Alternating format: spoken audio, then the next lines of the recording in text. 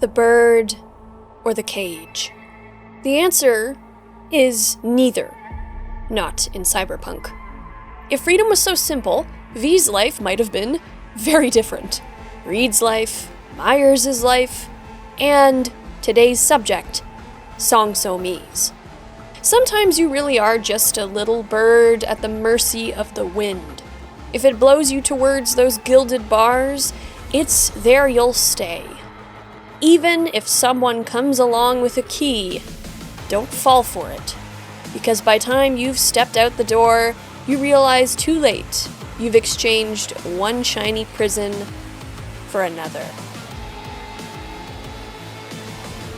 Hello, my name is Liddy, and welcome to Shaped by Stories, where we unpack how characters shape stories, and how those stories shape us.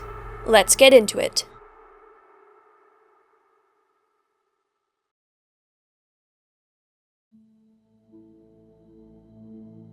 Long before Song So Mi cracked into one of the toughest data fortresses in the world, before she was even Songbird, she was just a normal kid. So Mi was born on December 29th, 2045, likely in New York City, by then a part of the NUSA. So Mi doesn't speak much about her childhood, but she was likely raised by a single mother based on some comments that she makes. It seems, however, that So Mi either lost her mother or had a rocky relationship with her, as So Mi moved into her own place in Brooklyn when she was around 15, using money she'd made through net running. So Mi began her net running when she was at least 13, with an old deck that she bummed off a local ripper.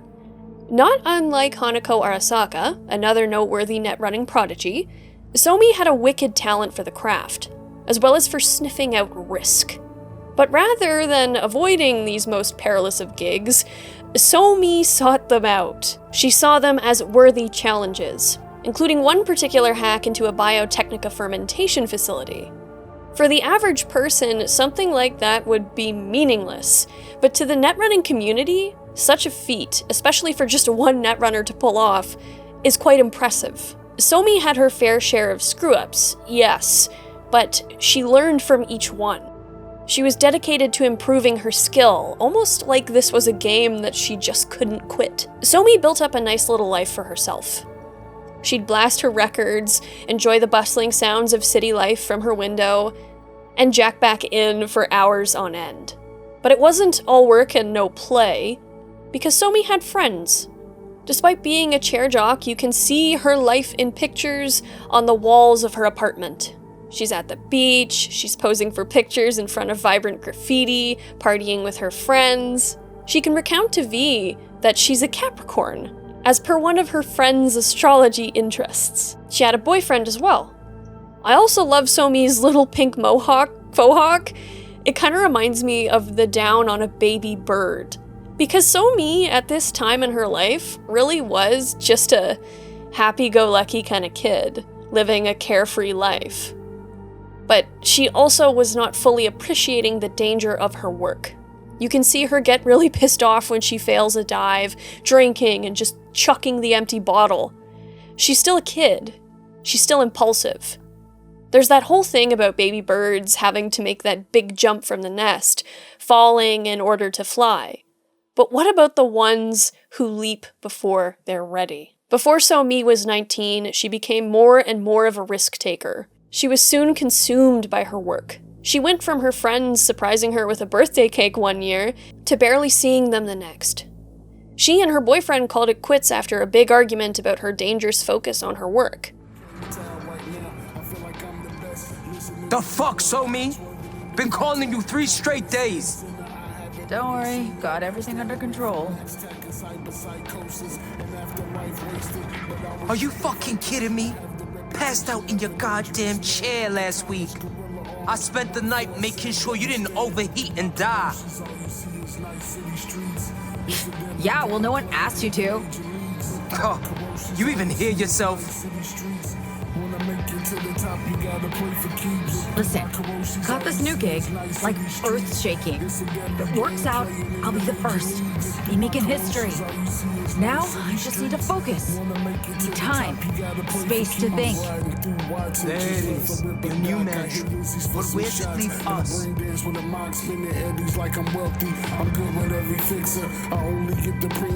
know what?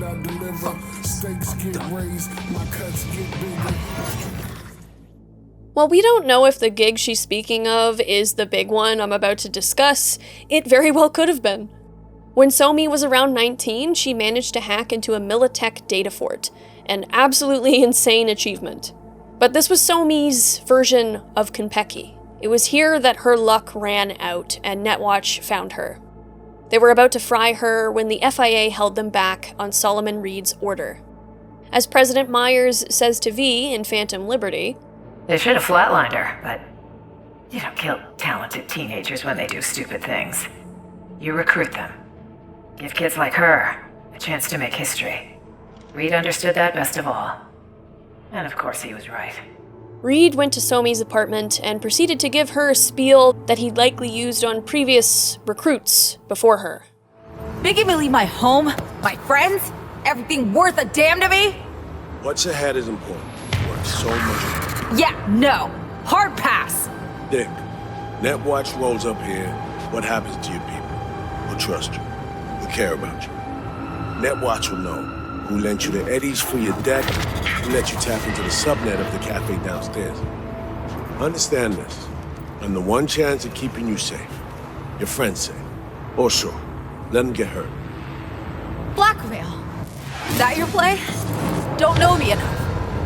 But I do know your type, and I know your answer. Just haven't admitted it to yourself yet. Whether you see this as blackmail, logic, or both, that is up to the player. Somi basically had two choices here, though, neither of them great. One was get fried or imprisoned by Netwatch, and the other was to take Reed's offer and join the FIA. It is sad when you hear Somi talk about her friends and her life and not wanting to leave it, because from what V gets to see, Somi was sort of taking what made her life beautiful for granted, which is, a very standard kid thing to do. I think we've all done it at some point in our life, but for many of us, we grow up and get to appreciate those things that we once took for granted. We still get to see a lot of those people or return to a lot of those places and approach them with a more mature kind of appreciation and gratitude. Somi doesn't get that chance. She either dies, gets locked up, or signs her life over to the government. Solomon Reed can recount to V the moment that he drove Songbird away from Brooklyn, leaving her old life behind. We're in a car, moving, leaving Brooklyn. She refuses to turn, look back. No tears, no sobbing, just a statement. Seems like you saved my life. She doesn't believe it. I can hear she doesn't believe it. Somi very much was a little bird who never truly got the chance to fly free. She was a kid who was playing a very dangerous game, and before she could really take off, she was trapped. Solomon Reed became her mentor, and despite their less than ideal first meeting, the two did seem to develop a father-daughter dynamic. Reed never had a family outside of his work for the FIA, and Somi never, insofar as we know, had much of a father figure. But once Songbird received her codename, officially joining the FIA, their bond solidified, but it also became delicate, especially when Song So-mi was officially declared dead. Everybody from her previous life, her friends, her mother, her ex, would believe she died, probably fried on some gig. Reed was the only one who knew the old Song So-mi beneath Songbird, but he also had a hand in burying her. Songbird's first mission was in Medellin, Colombia, a mission where Alex, Reed's previous recruit, nearly got killed due to some messy intel of So-mi's. But still, they managed to make the gig work, and So-mi received a medal from President Myers herself. But to quote a certain vampire, this shit ain't nothing to her. She gave the medal to a homeless guy on the street, who pinned it on his shirt, and continued asking for cash. Somi had the system clocked from the very beginning, it seems, even if she wasn't yet worldly enough to realize it herself.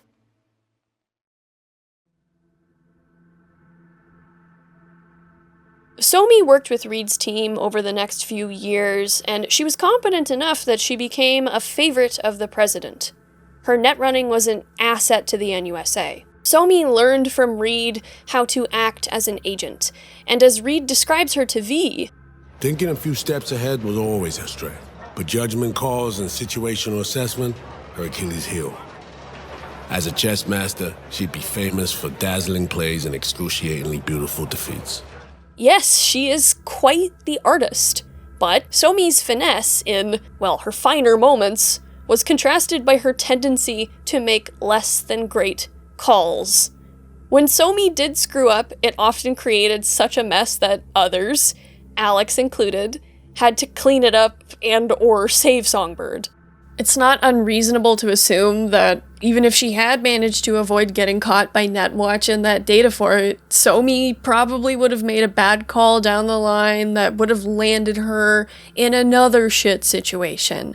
And I also feel the same way about V if they had managed to pull off Konpeki Plaza. They were cruising for a bruisin'. During the Unification War between 2069 and 2070, Somi was with Reed, Alex, and the rest of Reed's agents in Night City. Somi had an apartment around the Pacifica area, and she often came to visit this particular overlook. Not unlike her home in Brooklyn, she enjoyed drinking in the sights and sounds of life.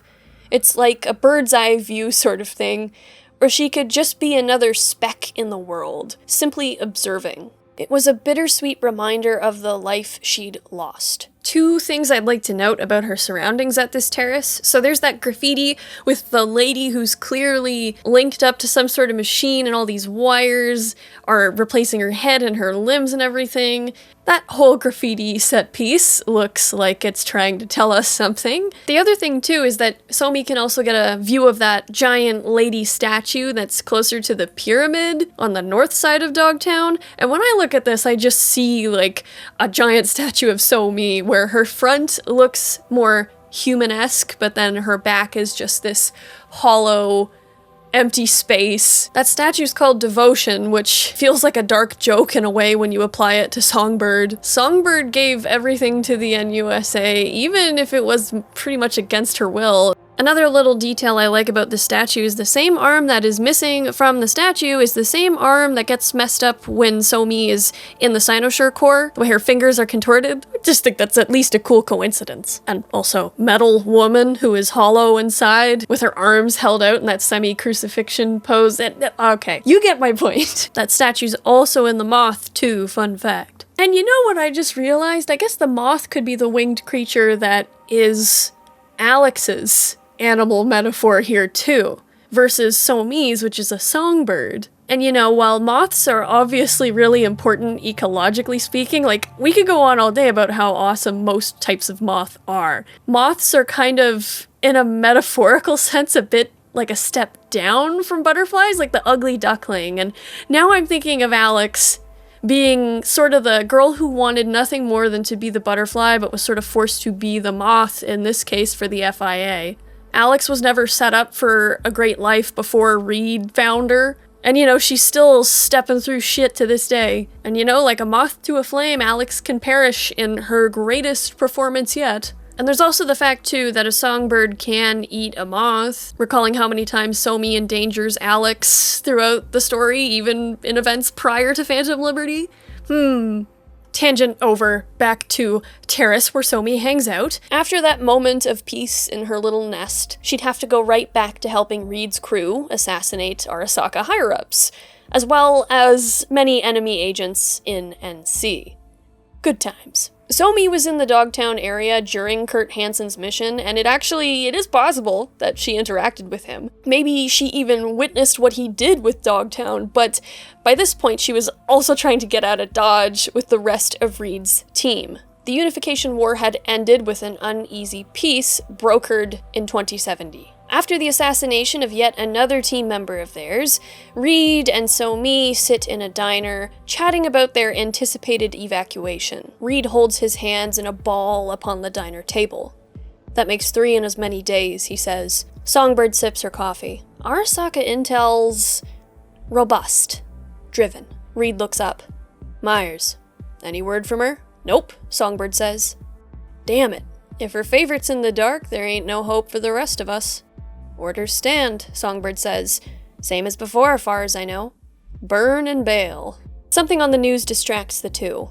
A report on a downed AV that was carrying an Arasaka admiral, killing him. Songbird mutters, "Nuh-uh, wasn't us. Light on the op never flipped to green." I know, Reed says. Guess if it's not the rock, it's the hard place that'll crush you. Songbird sighs. Reed nods his head. That's Night City for you. Try the whole world. You've tried, Reed, I know, but you've got a ghost. Before it's too late. Reed stands up, leaving a couple eddies on the counter to pay for their coffee. Don't sweat it. I've got everything sorted. Promise you'll contact me, Songbird says. If you need anything, yeah, of course, I promise.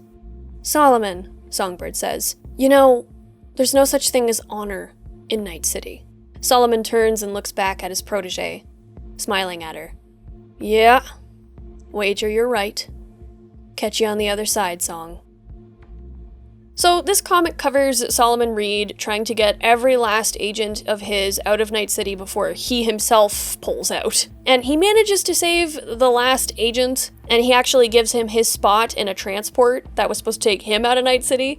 But after that guy leaves with that transport, Reed actually gets chased and found in a parking garage by some Arasaka soldiers. He fights them off and tries to contact Songbird, and eventually, after he gets away from the Arasaka goons, she answers, claiming that she was asleep. Reed needs her help to formulate a whole other escape plan, which leads to the Phantom Liberty trailer cinematic of the incident on the train. And on this train, Reed is handed over to Arasaka with Songbird's help on Myers' order. I told you. You're the president's favorite. You're gonna walk out of this on a red carpet. Yeah, sure. Hey, you deserve it. I wouldn't be alive if it wasn't for you. You know what I'm thinking about right now? Tell me. Taco stand back home.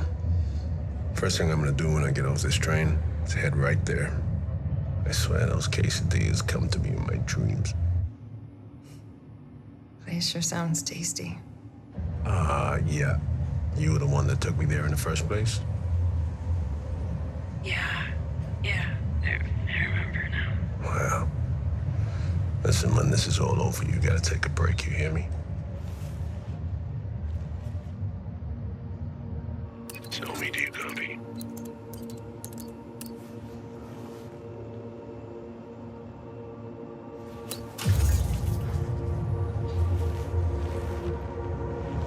So maybe we got a passenger and he's carrying. I think we might be compromised. Can you hack the trap? Show me. So one of the terms of the uneasy peace of the Unification War between the NUSA and Arasaka, among other things, is that they would hand Reed over. Because Reed was behind a lot of deaths of important personnel among Arasaka. And Songbird clearly didn't want to do this. You can just tell. I mean, I personally think that she was behind that first attack of Arasaka's in the parking garage. It was probably how she would have preferred it to go, as Solomon would never know that she had anything to do with it. But in the case of the train, she knew he knew. And she feels horrible about it because for her, she thinks that in Solomon Reed's last moments, he died thinking basically, holy shit, she's sold me out. This girl that he did care about. But as the president's favorite, who had no choice but to join the FIA, she had to do this. Or who knows what else. Myers ordered it. What Myers wants, she gets. What she said in her final conversation with Reed at that diner, was Songbird trying to warn him in the tiniest way? Or was it her sort of just trying to, ease her own pain in what she had been ordered to do and what she knew she probably couldn't escape doing. I'm not sure.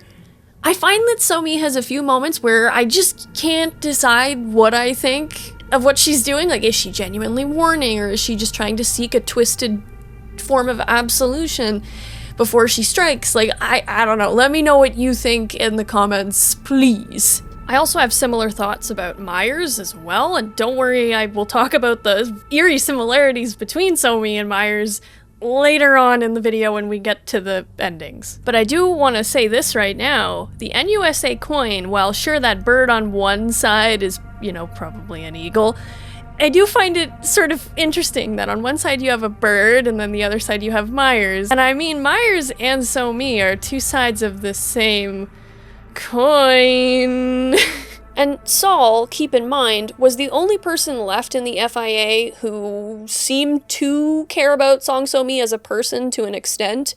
He may have also been the last big obstacle that Myers had in the planned upgrades that she wanted to install in So-mi, which happened not long after she returned from Night City. I'm not going to say So-mi didn't have some negative feelings about Saul. I think as much as they cared about one another, theirs was a complicated friendship. She knew that she couldn't fully trust him, as we'll discuss later. He was still sorta her polite captor, and he had landed her in far more danger than ever before on a regular repeat basis, despite promising that he would keep her safe. Of course, So-mi doesn't trust V until it's either too late or only when V makes their call in her favor, and even then, not entirely.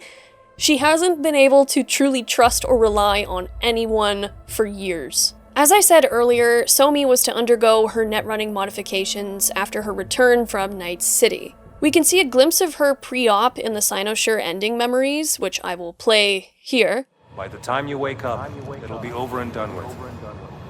Shit, feeling dizzy. Think I might be scared. What if I'm no better? Anesthetics kicking in. All right, so now just lie back and close your eyes. Seeing this dog? So beautiful.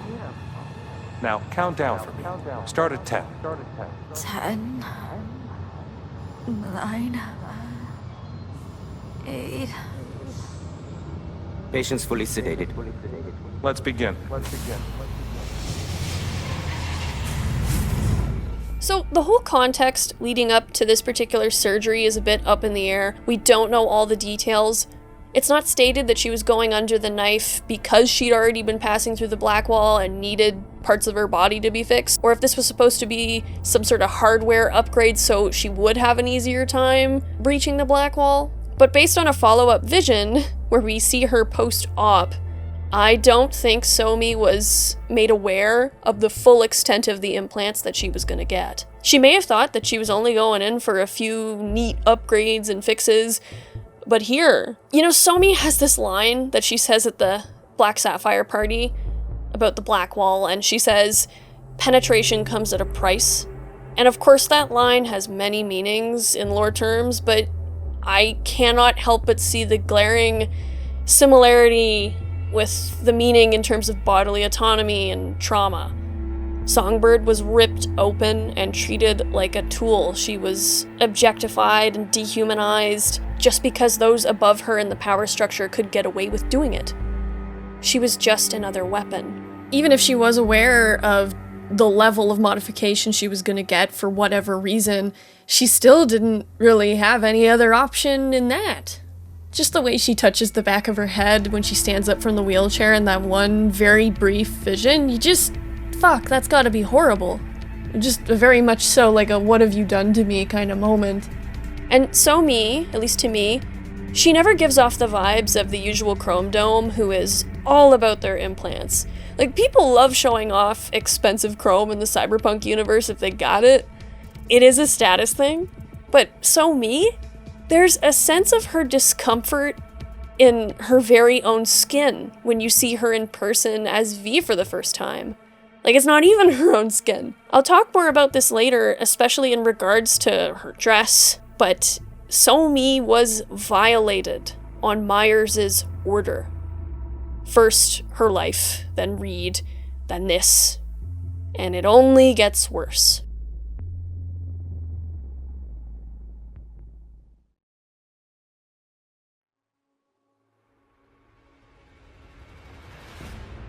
Myers forced So-Mi to breach the Black Wall on multiple occasions, which is not only insanely difficult to do, it is also highly illegal. And yes, of course, all the corporations and big organizations and governments, they do it unofficially, but the risks to So-Mi and the world were immense. This is, aside from the implants needed to ensure she could perform her work, why all but her brain has been replaced by cyberware in 2077. The Black Wall was slowly destroying her. V can actually find a file from an FIA psychologist in the Moth hideout that warns against pushing So-Mi further, describing how the agent, quote, had to develop a strategy to mitigate the inevitable cognitive overloads.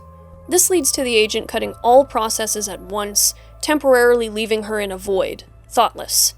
An average onlooker would be oblivious to these moments, but what is most concerning is the visible increment in the duration of the aforementioned episodes of panic, paired with subtle personality shifts. This expert concludes that Song So-Mi requires care as well as additional extensive research into her ailment.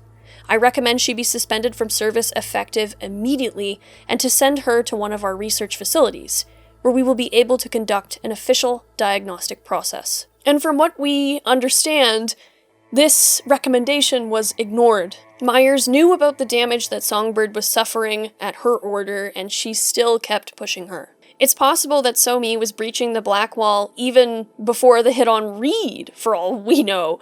She actually has a moment, remember, in the trailer, where she forgets that she's the one who told him about the taco stand. And, she could have just been forgetting because of nerves about what she was about to do. That would be completely understandable. But as So-Mi says, each breach takes something out of the person that she once was. So-Mi was initially just a kid who was batting against the corpse. Not to prove anything, despite the fact she had a really rocker boyish kind of style, but just because she enjoyed the challenge of it. She didn't fully recognize just how serious shit was. She seemed like a relatively normal kid, insofar as Cyberpunk goes. And it was just one big bad decision to cap off a series of big risks that led her out of the frying pan and into the fire. Breaching the Black Wall, covering up the NUSA's atrocities around the world, possibly even carrying some out. All of this has to take a toll. Everyone has their breaking point.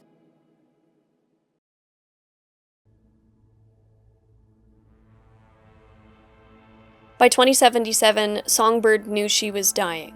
We don't know the full extent of any conversations she may have had with Myers about this, but she was being pushed to breach the Black Wall as recently as December 22nd, 2076, just a few days shy of So-Mi's 31st birthday. This is just the last time that V can be made aware of prior to the events of Phantom Liberty. Netwatch apparently detected this breach attempt, which may hint at So-Mi's declining state of mind. Perhaps she was getting sloppier. Myers almost certainly knew that So-Mi was gravely ill, for lack of a better term, from what she was making her do, but she didn't view it as important enough to stop pointing her at whatever target she sought beyond Black Wall boundaries. At some point, So-Mi learned about the neural matrix housed in the Project Cynosure facilities beneath Dogtown. It's not crazy to think that she could have found this information herself. She isn't just a top agent, she's also a wickedly sharp netrunner. Maybe she forwarded what she found to Kurt Hansen and that's how their partnership began. But I also wonder too if someone powerful in the NUSA government who maybe didn't really like Myers, maybe Elizabeth Kress, for instance, who was president during the original rendition of Project Cynosure, maybe she leaked the knowledge to So-Mi. Whatever the case, So-Mi made a deal with Kurt Hansen, trading one devil for another, in the hopes that she could finesse the shit out of him. She'll bring him Myers, and he'll give her the neural matrix. But So-Mi wasn't completely alone in all this. She had a benefactor, one who would provide her passage to a moon-based medical center where the neural matrix would be used to save her life. So-Mi can tell V that she doesn't know this benefactor's name, or even his affiliation. She only knows he has these glowing blue eyes. She doesn't even know exactly why he's interested in helping her. Maybe he's the one who forwarded the information about the neural matrix to her. I don't know. That wouldn't surprise me. As we know, nothing is ever free in Night City, but So-Mi felt like, once again, she had no choice but to take the hand offered, if she wanted to survive. Sometime around mid-June of 2077, the moment finally arrived.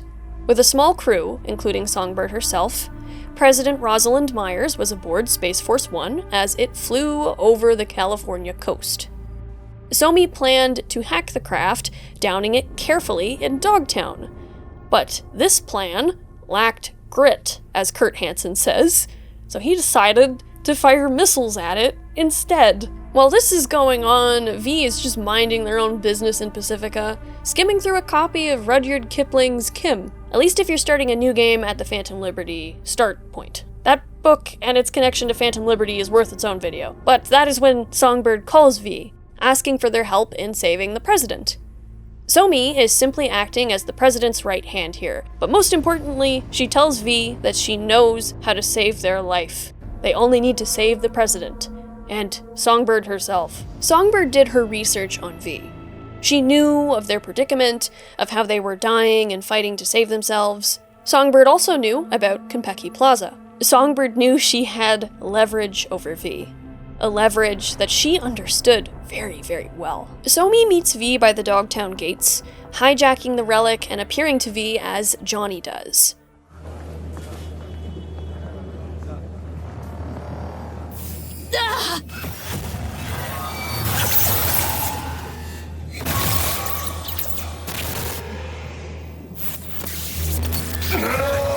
Fucking...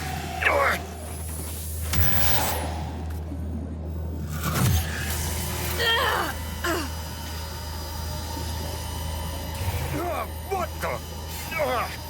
it's like... someone shoved my head in a place. You're gonna be okay. Breathe deep. Count to 10. Recite a mantra. Whatever brings calm. Helps you stabilize. Your nervous system took a big hit. Broke down. Racing heart, cold sweat. It'll pass.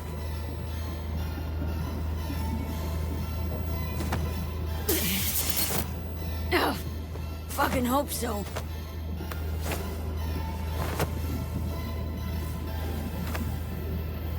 I know about the bomb ticking in your head.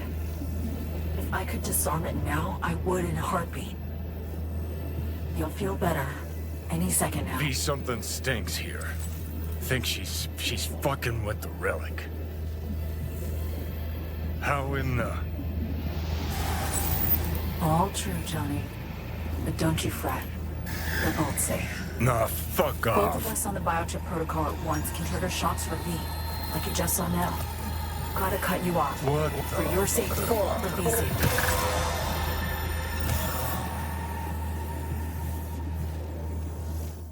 So-Mi is the only other person who directly interacts with Johnny, aside from that one cat.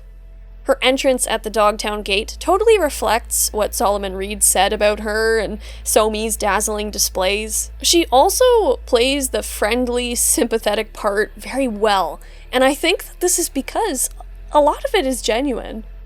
So-Mi does understand what it's like to have made a stupid, greedy call that lost her everything, loved ones included, like V's loss of Jackie. She expresses to V in that moment she is in more trouble than even her own Konpeki when she hacked that Militech data fort.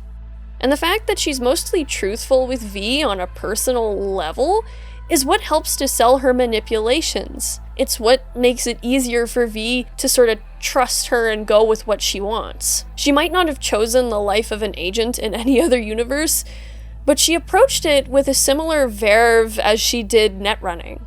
She seems to be the type who wants to be as good as she can at whatever challenge she encounters. But the stakes are less for personal satisfaction now. They're life-saving. or life-ending. I also want to note here the inclusion of these sort of screaming vocals in Somi's soundtracks all throughout Phantom Liberty. I saw a YouTube comment somewhere, I cannot remember what video it was on, but basically they thought of these vocals as the AIs beyond the black wall, who are just screaming in Somi's ear all the time, which is an awesome idea because, yeah, you do hear those grating screams beyond the black wall in that one Voodoo Boys mission, but you can also see it as just Somi's own anguish and terror sealed away deep inside as she goes about this final quest. You also get a moment where you do see a hint of Somi's Blackwall dementia. Of course, Somi does keep a really crucial piece of information from V at this point, and it is that she used the Blackwall to crack into their head. Scary shit. Quite the risk for Somi, who is already in dire straits. Seem to have a little time. Care to spare a few deets about yourself? Well, I'm a Capricorn. So what? That make you stubborn? Or are you intimating that you buy into that hippy-dippy starscope? Well, I am stubborn. Do I buy it? Don't know. Had a good friend who did. No idea why it popped into my head now. Guess it meant something to me once. Care to tell me about it? Sure, sometime. Promise. This is really easy to miss on a first playthrough, because I think you get it depending on what one of 3 or 4 dialogue options you pick when you're talking to her in the parking garage. You might never even choose that dialogue on multiple playthroughs. If her forgetfulness prior to Reed's attack isn't the first hint of Somi's Blackwall damage, this definitely is. Her friends are just phantom fragments in her mind, fading fast. You can see Somi's stress as she leads V through the Dogtown Stadium. She is hacking sloppy, perhaps like that previous Blackwall Protocol hack attempt. She's urging V to hurry, Space Force 1 is coming down fast, and right as it crashes smack dab in the middle of Dogtown, you can see Somi's escape pod shooting off into the outcroppings of Dogtown's east side. You can find this pod later where a savvy V can conclude that Somi was trying to hack the pod and alter its speed and whatnot to prevent a deadly landing. But there were 9 other people on Space Force 1 who perished in the crash. Somi got the president in a safe room, but none of the other crew members made it into the escape pod with her, I'm pretty sure. Like, did Somi, after securing the president, did she shut them out of the pod intentionally? I doubt that they were all already dead. If V scans the bodies they can find on Space Force 1, it's implied that the carnage of the crash was what did them in. I've just always wondered about that. Somi managed to make some ground after she left the escape pod, but it wasn't long before Hansen's goons caught up with her. It was actually right around the time that she hacked that Chimera tank using some risky Blackwall-type software. Somi seemed to get immobilized by whatever she'd tapped into, losing control to the forces consuming her. She is cut off from V after this, with Johnny returning, but relieved. He describes where Somi went post-disastrous hack. Felt like I was underwater, leagues down. Tried to surface, but this suffocating, sucking sound pulled me back in. Then when she lost control of the Chimera, the water turned into fucking boiling tar. Seems like the sitch spiraled out of control. Amen to that. So yeah, this mission just got a lot more complicated. The other thing too is that just prior to the Chimera tank, Somi has these things to say about the Militech exhibits in that little museum, and through that, some things to say about Myers. It was an urban renewal effort, designed to curb Arasaka's growing influence. Militech backed most of the projects. So Militech sank money into Dogtown too? That's not what it was called then, but yes. On paper, urban renewal. Under that cover, military infrastructure development. But abandon all hope of hearing a word of truth. A bright future, with the right financing. But wars scare off investors. Wars don't happen out of the blue. This? No exception. Orders were issued. There's the Rosalind Myers I know. Never a shadow of accountability. A gilded monument to a certain someone's bloated ego. Takes one to know one. So did So-Mi not want us to trust Myers? Was she hoping to paint her in a negative light early on in the hopes that she could use that to guide V to her side later? Was she just trying to justify to herself what she was doing to her? There is a moment as well in the stadium while we're on that subject where it does feel like So-Mi is saying something more to herself rather than to V. Relic will finish me sooner rather than later. But you're here. Looking for a means to survive. Still fighting. Think you'd do anything for another chance? Can't deny it. Chin up. We're in this together. There's so many layers already of a game being played here, but also Songbird's own reluctance to play it. But I also can't help but wonder if that moment where she's kind of talking shit about Myers in the museum, is that just impulsive shit-talking? It's hard to say because we know So-Mi makes some impulsive decisions that aren't the greatest. And we've seen and can hear from her past coworkers about that. I don't know, but I wonder. So-Mi, after her capture, is understandably not thrilled about what Kurt Hansen tried to pull. Myers wasn't supposed to be exploding in orbit, and that also risked So-Mi's life too. But of course, Hansen was just laser focused on getting what he wanted. So-Mi knows that she is in the, wolf's den at this point, and is Hansen's prisoner. And sure, she is a prisoner in the lap of luxury, but she's not willing to accept that as an alternative to Myers' clutches. She keeps her near-death situation close to her chest, and she tries to keep cool about the big pile of shit she's landed herself into. Hansen tells her that to get what she wants, she needs to get him the data on the Cynosure mainframe.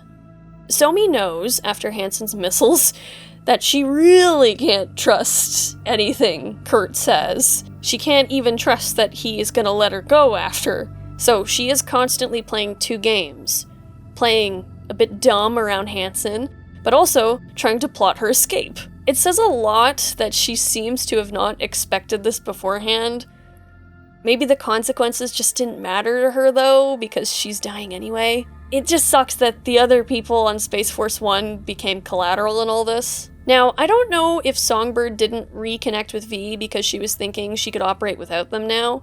Like, maybe she only thought that, V must have got Myers out and left town. It's hard to say. But when V, through Slider and their Blackwall protocol, reconnects So-Mi with the relic, So-Mi seems rather relieved to hear their voice, and to hear that Reed is also involved in saving her. I should also note that this is the point where V learns that So-Mi cracked into their head using the Blackwall, and that's definitely a what the fuck kind of moment, especially when you see how freaked out Slider is by it. There's times where So-Mi sort of speaks about it like, you're not the one in danger, V, it's me, I'm in danger. So-Mi, you are the danger.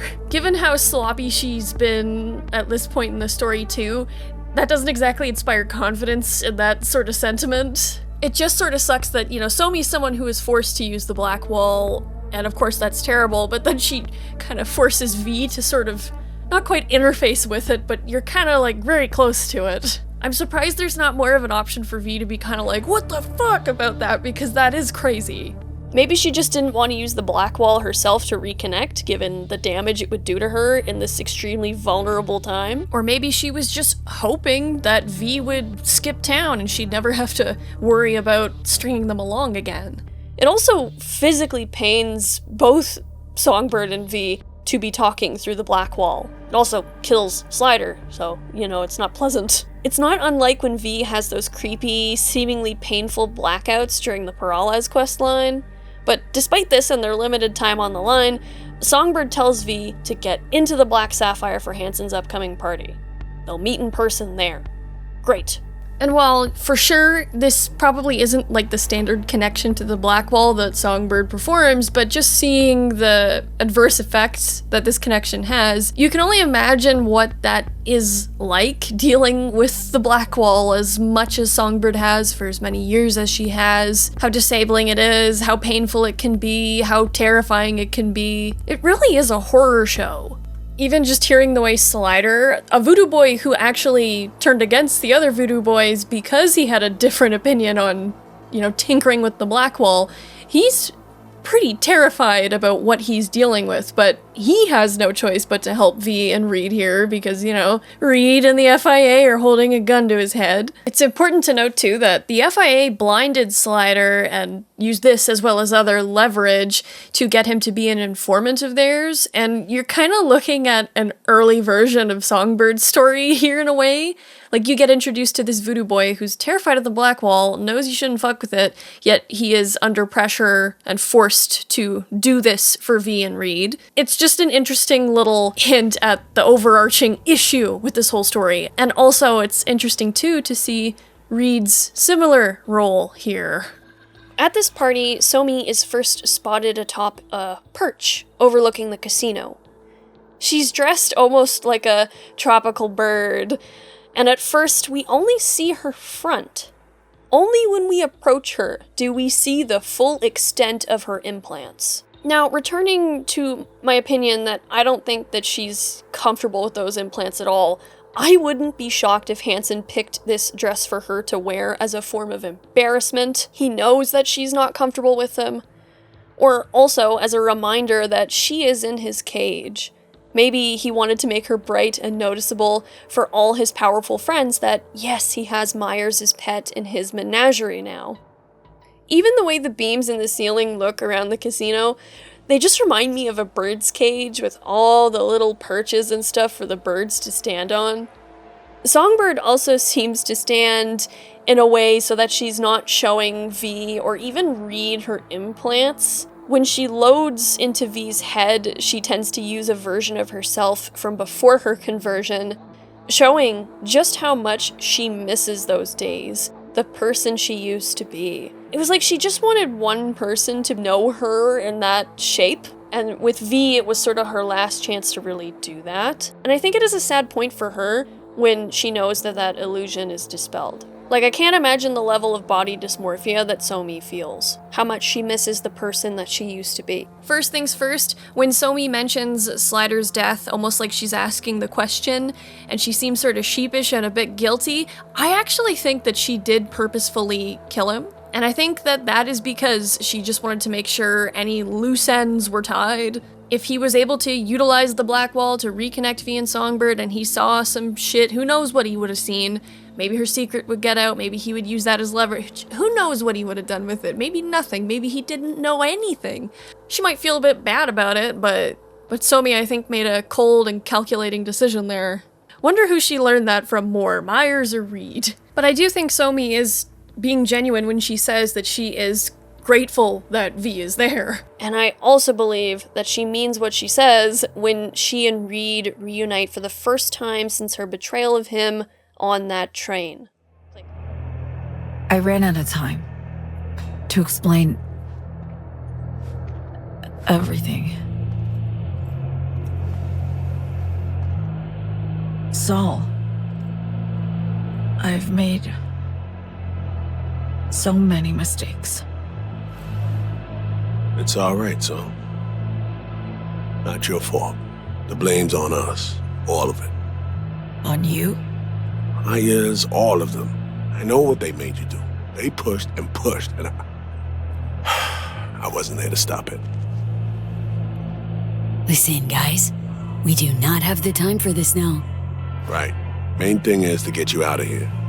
That's not happening. It is. We got in, we can get out. Just not the point. I'm dying, Saul. Like V. Hansen has the cure we need. We run now, we both die. Relic's killing V.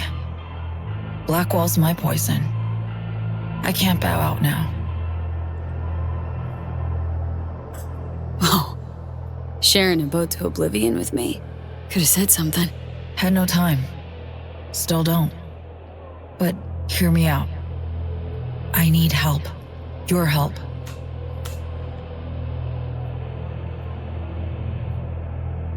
Hansen pulled some tech out of a bunker under Dogtown. Tech that could cure both V and me. We need to clep it. Only way I see of doing that is to stay close. Play the prisoner. So, fuck. We'll wait for an opportunity and pounce. I'll be on the inside, ask for your help when the time's right. I can flee once I have that tech. Nothing's ever simple, is it? So me. Care to introduce your friends? It's not often I'm simply not familiar with guests attending my own party. And I never forget a face. Kurt Hansen. Name's V. Just V. Haven't seen So-Me in years. Trying to catch up. Oh, that's what this is. To me, reunions consist of picking up the broken, scattered shards of your heart. Or teeth. Always hurts. Well, I need to grab you, darling. I have a couple NC politicos here who are dying to meet you. And if we're to keep hungry rats from devouring Dogtown, we really do need to feed them the occasional scraps. I'm all yours, Kurt. See you soon, V.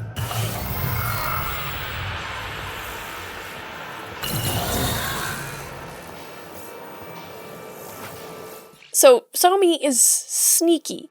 Of course she is. She pops that shard into the champagne glass to give to V when Hansen is busy peacocking. She almost seems to be very familiar with Kurt, and some people have wondered, and myself included, if she's kinda honeypotting him. Maybe not all the way, but she plays the games he seems to like to play. We see how he is with Aurora Cassell, for instance. Songbird is valuable to him, she's obviously beautiful, and Hansen probably wouldn't mind thinking that this kind of lady is into him. It wouldn't shock me if she's playing him in that sense to keep him at least personally interested in her. But you can see Kurt kind of brush her posterior with his hand when they're walking away, and Reed just kind of turns around watching them like, what the fuck is going on here?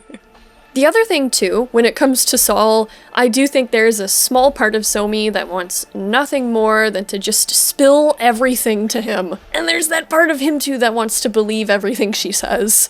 But too much trust has been broken, as Hansen points out when he walks up, and also as Johnny points out by the Dogtown Memorial Tree in that one conversation about Alex and Reed's near-death friendship. Reed might know it was Myers who pulled the plug on him, but So-Me was still the tool that carried it out. So-Me knows that Reed, despite his well-intentioned promise to protect her, has always failed in that promise.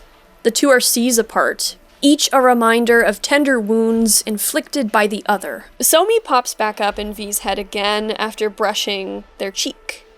She doesn't need to breach the black wall anymore to access the relic, hence how she keeps talking to V throughout the rest of the story.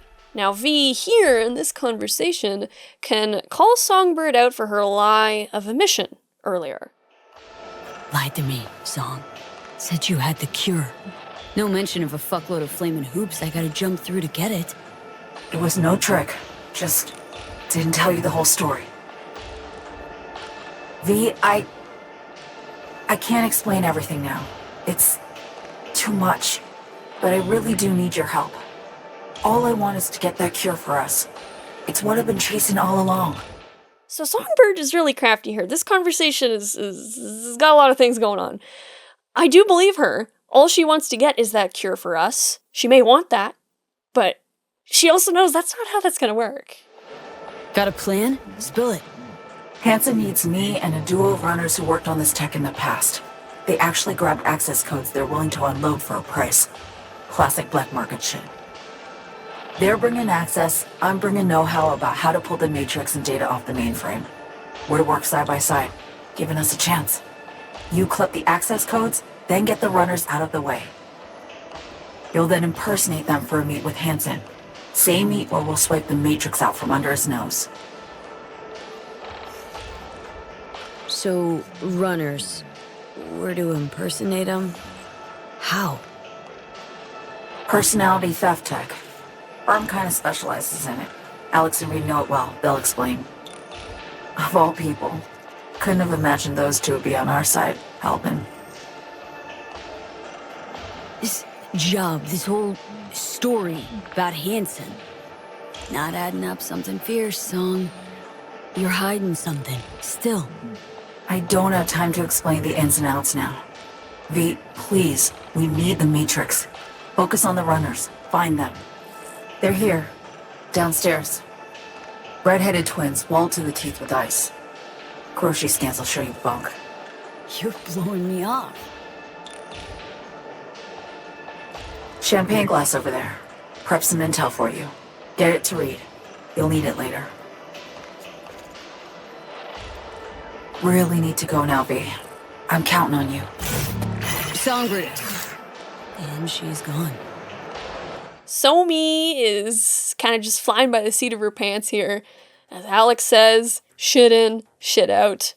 Very true. So V, Reed, and Alex all have to arrange to kidnap the Cassell twins. They have to use the personality chameleon tech to steal their identities, steal their access codes. And Somi, after she conveys this plan, she blows V off right before V can watch a very Songbird-coded holographic concert performed by Lizzie Wizzy. The visuals really fit Songbird's whole journey throughout the story.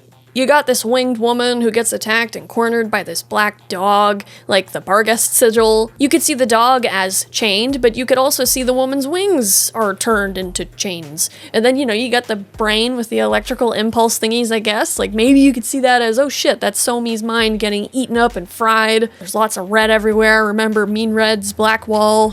And then there's the gems. I don't really know exactly what those mean. Is that supposed to be like the Black Sapphire? Like, please send help. I don't know how to interpret this entirely. But then the lady starts levitating again. She doesn't have wings. She's in a web. It reminds me of the name of the quest where V rescues Myers, the spider and the fly. Here's this woman, she's trapped, but then she casts the spider off and now she's just falling and it's beautiful and it's dazzling, but still falling, and then bye-bye. I mean, the fact that the song is Delicate Weapon kind of connects this is rather obtuse, like it connects with the Just Another Weapon theme of Songbird, but some of the lyrics, tell me all the ways that I hurt you, make me feel the same, baby it's the worst day of my whole life, put me out of my misery, baby take it out on me, sorry I can't make it easy, it's somebody in the comments, I'm sure you got a better brain for this, so if please share your thoughts. At the bar downstairs, though, Reed knows that Somi is hiding things. He knows that she can't be trusted. Somi was behind the crash. He puzzles this out so quickly. Everything Songbird has said is being put into question by someone who is better at playing the game than she is. Who knows, maybe Somi was aware that Hansen was going to kill Myers, she just didn't want to get blown up in the process. I don't know, nothing is clear. Reed is right about this one thing. As dishonest or misleading as Reed himself can be, you can't really take Songbird's word for anything. It would be really hard to at this point, knowing what we know, even on a first playthrough. But what other option does V have but to keep playing this game?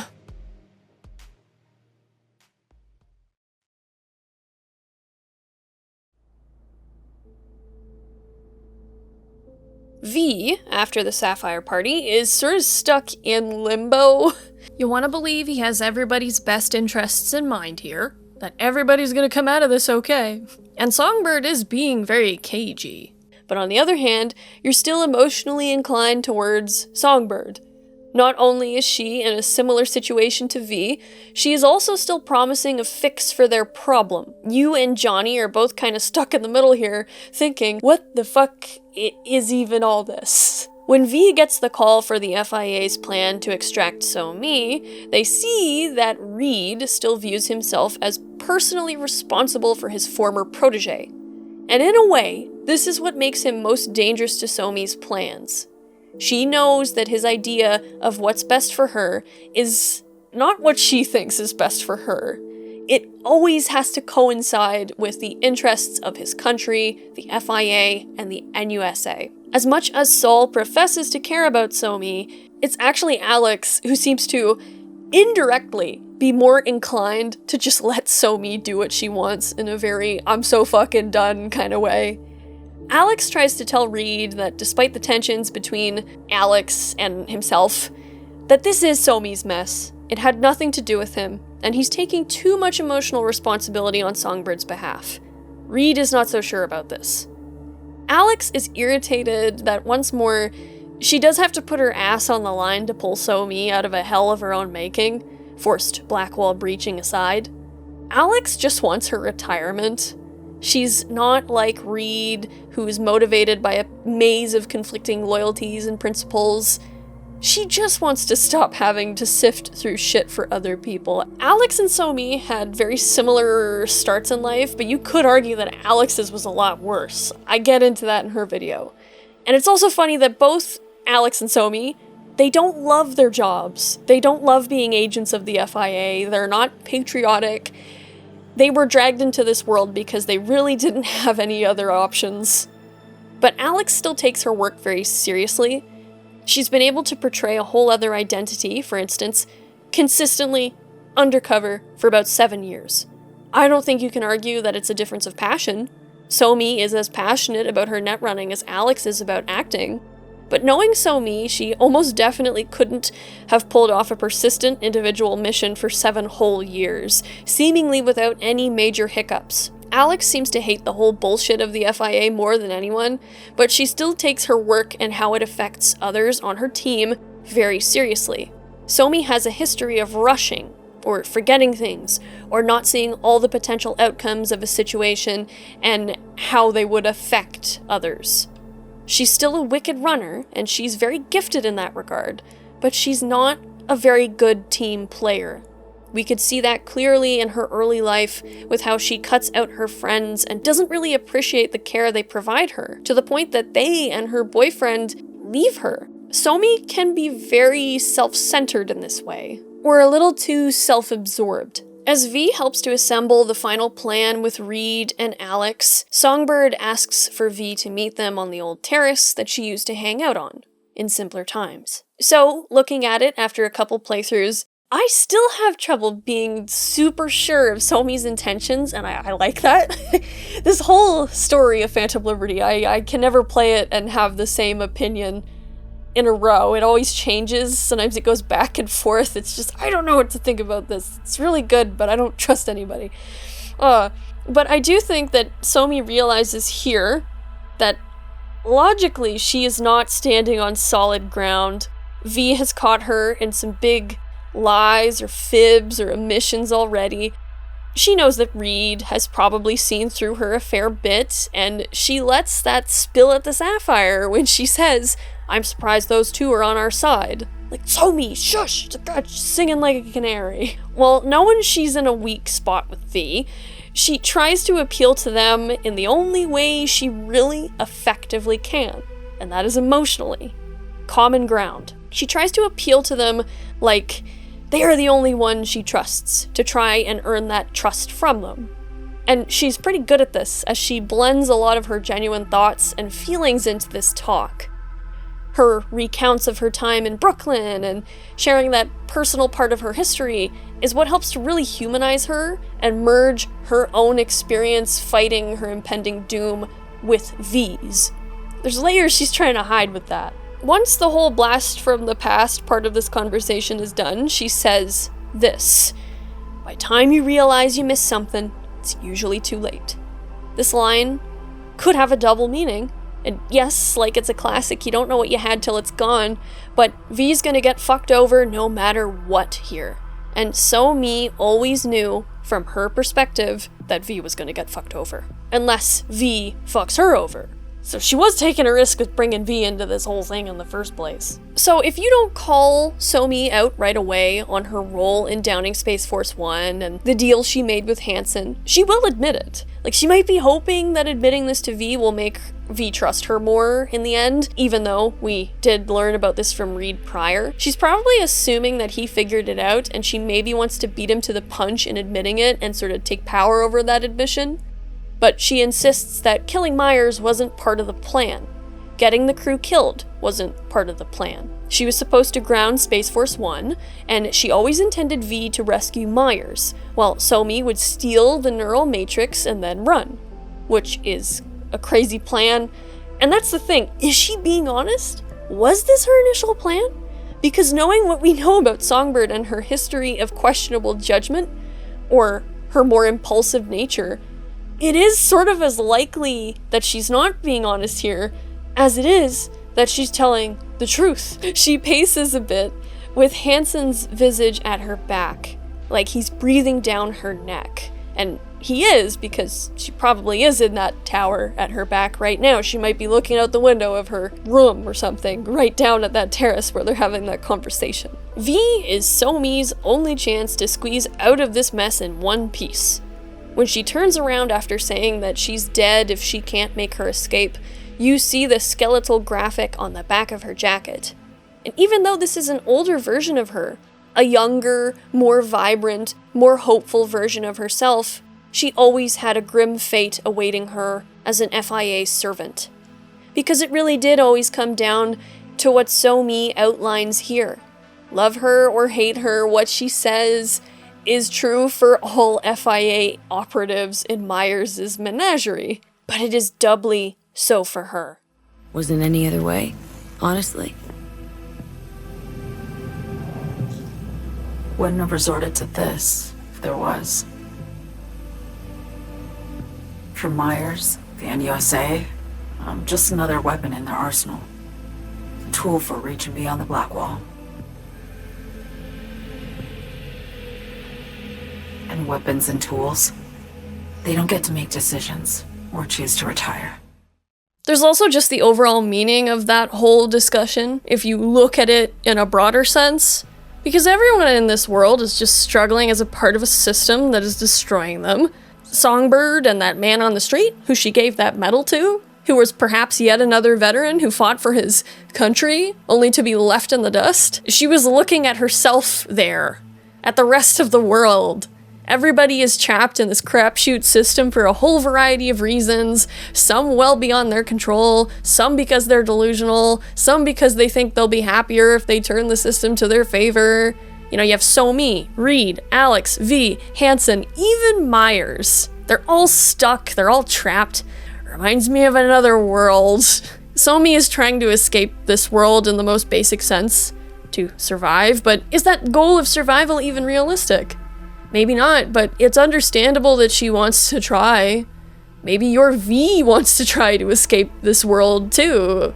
Otherwise, we're all just tools, weapons, or a dollar figure in someone's wallet. It's pretty shit. Don't trust Reed? Guy wants to save your life.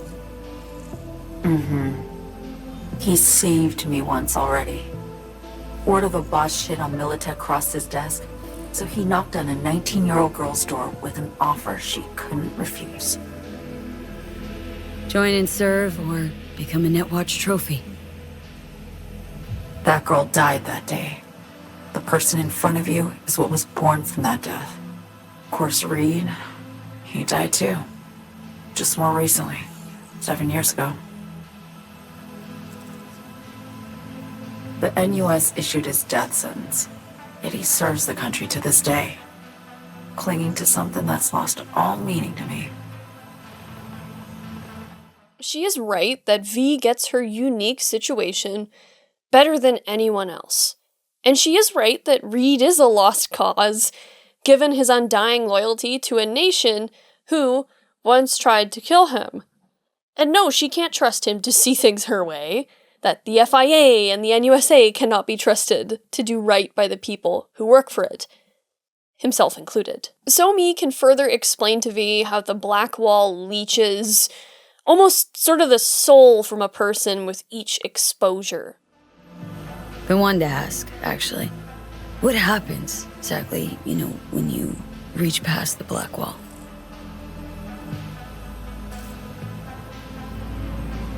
Know the feeling when you try to remember the address of a place you lived half your life, but it just turns up blank? Mean losing your memory? A snowflake lands on my glove. I can calculate its unique fractal structure. But what did my mom's voice sound like? Sometimes I lose control. Or get the sense I'm surrendering to someone else. But it feels horrible. Felt it too. With the Chimera. Like a living nightmare. Yeah. More and more, I get the sense someone's standing behind me. But there's never anyone there. So, jumping out of Cyberpunk universe here for a second with this discussion, I realize I need to sharpen up on my World of Warcraft lore, but I keep thinking of Sylvanas Windrunner, especially with how Somi describes her suffering here. Like, I think of Sylvanas a lot with the character of Somi, with Arthas turning Sylvanas into a banshee, then her trying to escape the horrific fate of total death that he condemned her to by making her undead, and the lengths that this Sylvanas was willing to go to avoid that fate. Like, Sylvanas was, at least from what I remember, it's been years, she was such a fascinating character. Like, that Sylvanas was also violated and forced against her will to do terrible things just further makes me connect her and Somi when I play Phantom Liberty. And, like, both these characters, it's entirely reasonable to dislike them. Like, they both manipulate, they lie, they do terrible things to save themselves. But at the same time, the writing was there that made you go, oh, I get why they're doing it, though. I get why they're terrified, and I can understand why they're doing what they're doing. Anyway, maybe I'll talk about Sylvanas someday, I don't know. But yeah, no. Older days Sylvanas, Song Somi, they should be in a club. A club about facing fates worse than death and how to avoid them, at any cost. Somi proposes that they go along with Reed and Alex's plan, but let them get held up when they go to take on Hansen. She and V can escape in the chaos, and you can either say Mum about her plan, or tell Reed. Either way though, the big decision still comes at the stadium. Songbird will text you with further, more personal texts as well, before you start the final infiltration.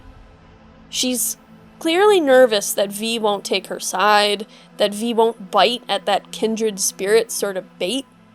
But despite all the truths that Somi might be sharing with V, she still slips in the biggest lie on that tranquil terrace, that she can save them both.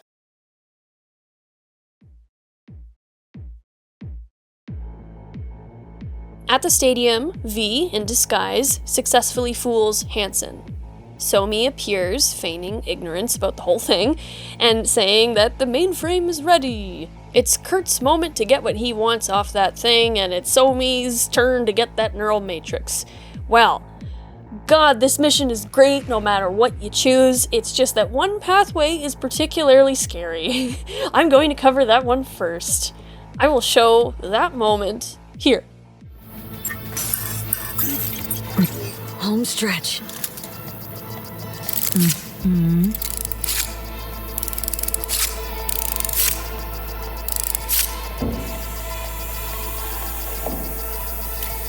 The neural matrix. Kurt, we have a problem. No, I can handle the one down here. Really expected this to work?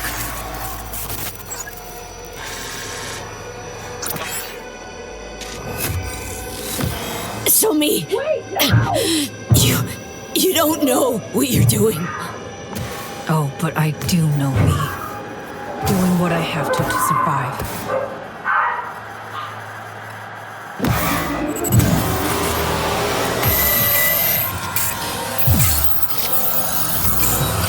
What? What? It's working, V. Icebreaker's getting through. Why? Why are you doing this? Trying to save Somi, who she is. Black Wall's eaten your mind. Nothing. You understand nothing. Two-faced. What? What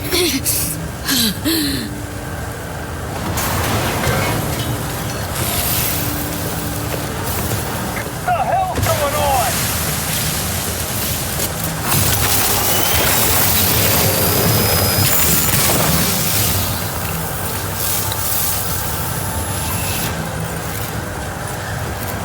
Big mistake, me. All of this? It's in you.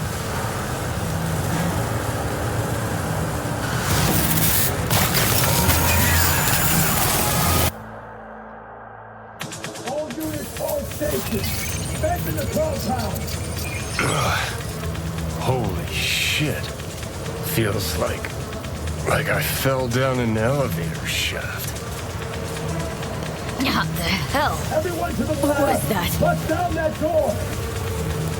Cyberpsychosis.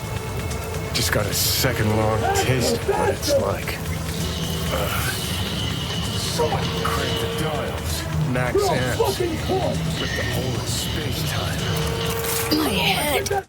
Yep, scary shit. It's cool to see how she picks up on it super quick, though. You can just tell by the flick of her eyes, that little So yes, Songbird gets Alex killed here, and she's now possessed, basically, by those rogue AIs because of the icebreaker. It weakens her and she has to tap into the black wall, but she's not strong enough to really maintain much of herself in this moment. So what you do see of Songbird, especially when she starts the "you two-faced snakes, all of you" bit, that is not entirely her. Now, it's still partially her, but I don't think she's as much of a hypocrite here as, you know, you might think on a first playthrough. I sort of see it as the whatever rogue AIs that are infecting her. They're certainly not the most pleasant party guests to have over, and they're sort of kicking up and they're sort of dredging up all the crap that's deep inside Songbird that she hates about herself. Songbird hates that she's a liar, she hates that she's a traitor, and in this moment when she's dealing with her whole plan, her whole world, any hope that she had of freedom, it's all just crashing down around her now. And everything she's done, the lives she's ruined, the people she's killed, the people she's hurt,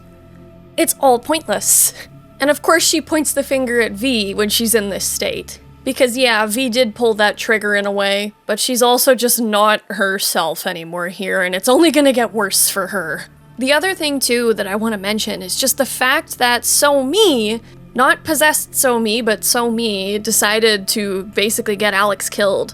And I'm not gonna say that Alex is a morally spotless person, and I'm also not gonna say that Alex wasn't in this gig to basically save her own ass. She wanted to get retired, and you know, if that meant capturing So-Mi, Alex would probably attempt to do it. But it's just crazy to see, because I would not be shocked if Alex and So-Mi used to be pretty decent friends. They work together a lot, and it is said that she, Reed, and So-Mi went to So-Mi's grave, and they poured whiskey over it. So obviously that the three of them were there together means that they were probably pretty close-ish at one point. It says a lot about how desperate So-Mi is. You know, if So-Mi's been having herself ripped away from her for the last 7 years, Alex has also been experiencing a sort of suppression of herself and her own work for the last 7 years. And I'm not about to, you know, compare the level of trauma, because So-Mi's literally having her brain erased in a very Alzheimer's-esque sort of black wall effect. Alex is not. But Alex and So-Mi are so similar in the sense that they're two cogs in a machine that is slowly killing them, eating away at them. And it just sucks to see them kind of in a position where one is always attempting or succeeding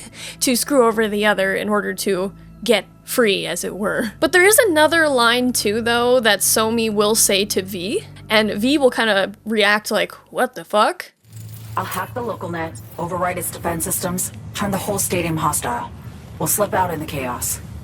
But how many would die? They'll die so we can survive.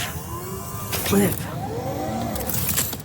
So-Mi is willing to harm people, she's willing to ruin lives, kill people to save her own. And you know, you're kind of left to ask yourself in that moment, as V even, like how easily Songbird can place the value of her own life above everybody else in that stadium, above everybody else who she's hurt in her quest for simply being able to keep who she is intact. On the other hand, you can get it in the sense that survival instinct is fucking strong, I'm sure, but like, Jesus. And she knows that she's doing something terrible because of how she blames it on V. Like, deep down, So-Mi hates that she's doing all this shit. Evidently not enough to stop what she's doing, but the two-faced snake thing doesn't bother me at all. Like, what So-Mi says when she's an AI doesn't bother me. It's just mostly that line that she says before she and V make that final decision, because she's lying through the skin of her teeth here too, V on one level, but it's also like, Jesus Christ, like how many people work in this stadium just as like maintenance people,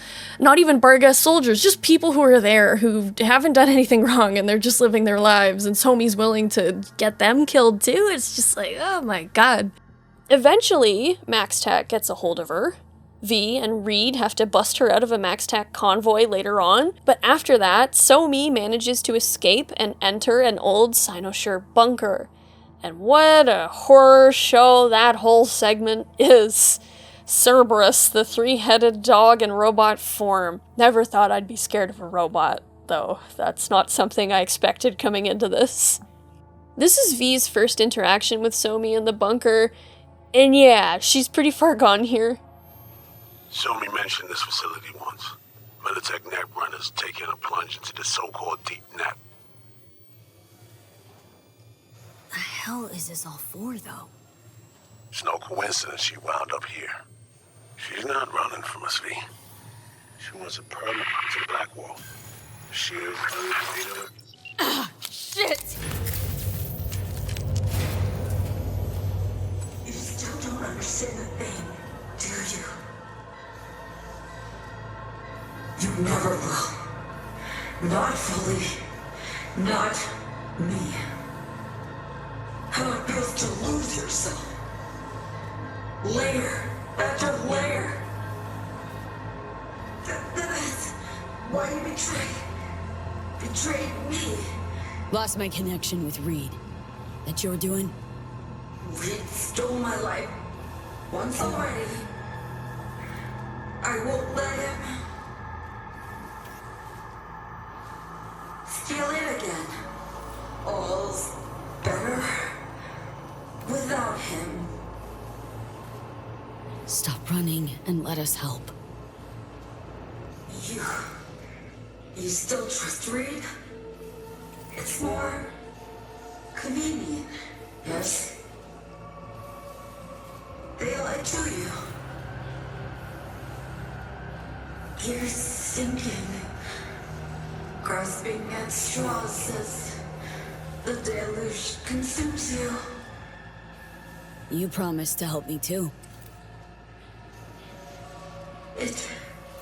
It doesn't matter now. We still want the same thing. And if anyone can help us, it's Reed.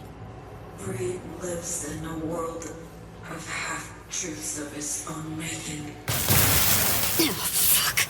Come on, Songbird. Songbird! From what I could dig up, from what I could find, nobody is 100% sure as to why Somi went to the Cynosure bunker. Like, there's lots of reasons, potentially why. All of them having to do with the rogue AIs in her head. Reed begins to give us a reason, but he gets cut off, and we never really get to hear the full statement there. And you know, I'm sure that maybe there's a part of Somi there that figured this was the only way she could boot them out, as if she went to the eye of the hurricane, as it were. It's a bit of a mystery. But either way, Somi has come to this bunker and is in a far worse state than she was when she first got semi-possessed in the stadium. There's still elements of Somi in there, and you can sort of see that in how Somi stops Cerberus from killing V when Cerberus first gets a hold of them. And as Somi describes in a later dialogue, there is technically 3 songbirds at work here in the Cynosure bunker. The 3 heads of Cerberus, if you will. As V sneaks through the bunker, hunted by Cerberus, we flee this terrifying vision of Somi, the one consumed by rage and grief. This Somi is just another weapon for the designs of those Blackwall AIs, and this Somi screams, taunts, stalks. It blames V. It is relentless in its inhuman pursuit of this person who stole away Somi's one chance, yet still remains her only salvation. She's already been ebbing away and being pried apart throughout Phantom Liberty, as a spy involved in all the theatrics, and as someone who's had their body stolen from them, and as someone who is losing their very soul. Sounds very familiar. By isolating V from Johnny, she is putting V in the same sort of playing field that she's been, in a way. V has never been alone in their struggle in the sense that they have Johnny. Songbird has always been alone.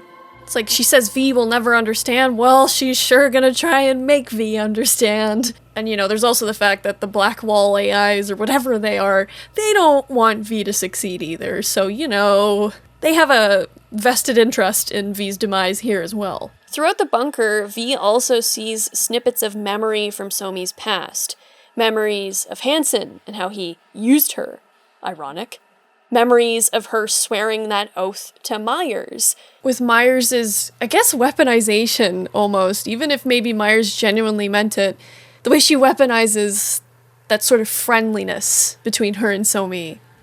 It is interesting to see how many methods or even traits or ways of going about things that Somi has taken on from the people she probably despises most. In her eyes, she's doing this to save her own life, but these people do it for probably not super dissimilar reasons, for power, for status, for also saving their own ass in a cutthroat society. It's just interesting that she becomes the very thing, in some ways, that she's trying to escape. The thing, too, about Myers is that Myers at some point had to have taken an oath like this in her life, and maybe she once believed the words that she swore, in the same way that maybe Somi did when she first joined up with the FIA. But as time went on, and Myers also got consumed by the system that she's a part of, those words ceased to hold any meaning. The same thing happened to Somi. But the cherry on top of it all, too, and it's very sad, is this memory between her and Reed. Oath? Credentials? Coin? What have you gotten me into? Nothing you'll regret. Besides, I'll be right beside you. Always. I promise. 2 questions. Shoot. You regret it? Like, ever? Once. A long while back. Decided then and there I'd never regret it again. Second question? Ever broken a promise? Once. A long while back. Haven't broken one since. Never will. Careful. I'll hold you to that. Somi clearly hates betrayal, but she also has been sort of primed from the beginning of her career to betray. And I look at this conversation between her and Reed as probably one of the points where she realized that eventually something was gonna give. It just sucks that the person that she, was sort of led to trust the most, the person who promised her the most, is the one that she probably also knew deep down would betray her in the end in some way. And then she ended up becoming like that too, and at least that's what I think. There's a lot of layers here. Everything was doomed for her from the very beginning. Somi could never trust anyone, even those who said that they cared about her. The system that sold itself as for the greater good, for the nation, it was all bullshit, and it had snared Reed mentally, Songbird and Alex physically. Myers held the key to all their cages, and she could be nice to her pets, but only when it suited her. This is the version of Somi that is grasping at straws, the one clinging to the vestiges of her memory, unaware that she's sharing them, but only too aware of her rapid decay beneath the earth. Funny enough, it's one of Myers' lines from the beginning of Phantom Liberty that really outlines one of the deepest issues shared by Somi and Myers. You have no idea how deep this goes. I can't trust a soul. Fuck. I don't know what to do. I just love how these two are on opposite ends of the spectrum in the same system, and they both have the same problem. But there's also this memory here, and in past videos I said something different about it. I have changed my mind. I will play it here.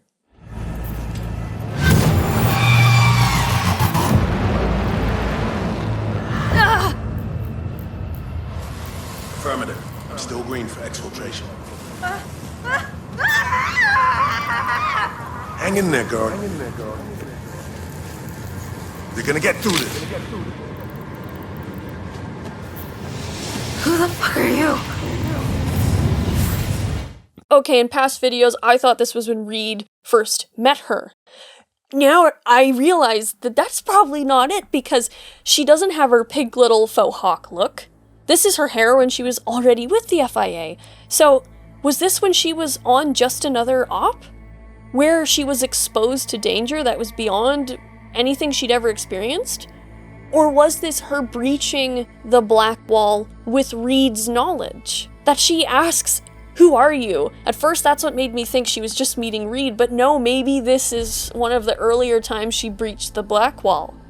Was her memory on the fritz in this moment? And that possibility makes me reevaluate everything all over again, especially about Reed, because unless I'm missing something, it feels like Reed is trying to make it seem like he wasn't really aware of the full extent of Somi's breaching of the Black Wall. You could almost think he had no idea at all. Like, did he actually know how horrific it was, asking Somi to breach the Black Wall? Did he witness it? Even if this wasn't one of those Black Wall breaches, he sees clearly how horrifically she could suffer for the FIA, despite what he promised. Did he just explain it away as necessary? Did he hide the full extent of his knowledge and collusion? It feels dishonest, and how could he promise to keep her safe and then allow things like this to happen? Just when V is about to be wrecked by Cerberus, the resistant part of Somi, that third version of herself that manages to gain control over the bot, V gets ported into Somi's last safe house in the shape of her Brooklyn apartment. And I think it's somewhere beyond the Black Wall. You could maybe see Somi here as a Persephone figure, forced to enter the underworld in the 6th month of 2077, as Phantom Liberty takes place in June.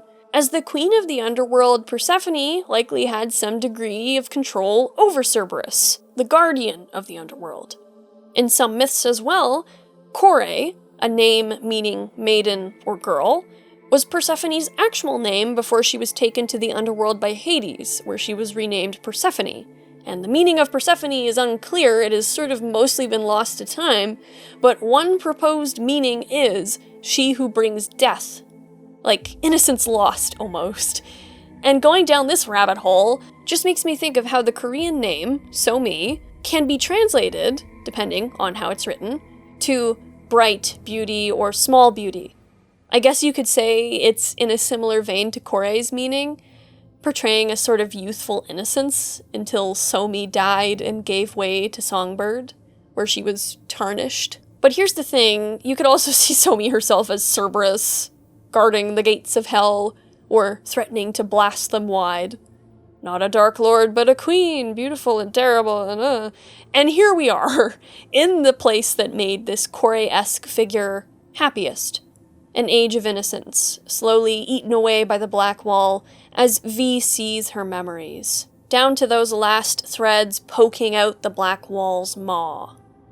Somi, upon V's arrival, holds a picture of her old self, struggling to recognize the girl that looks back at her. She turns and stands by that false window, that empty vision of those sunny Brooklyn streets that she last took in so long ago. Some days, I'd open the window, sit on the sill, and just listen to the street sounds. You know, life happening. It was somehow soothing, that. Now, I can't hear, I can't feel anything. Can you? Should I?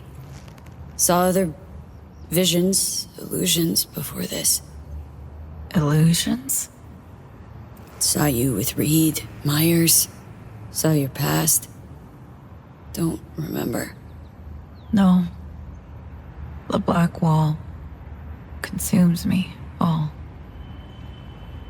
The emptiness grows. I feel it. Fill it with memories. They keep taking them away.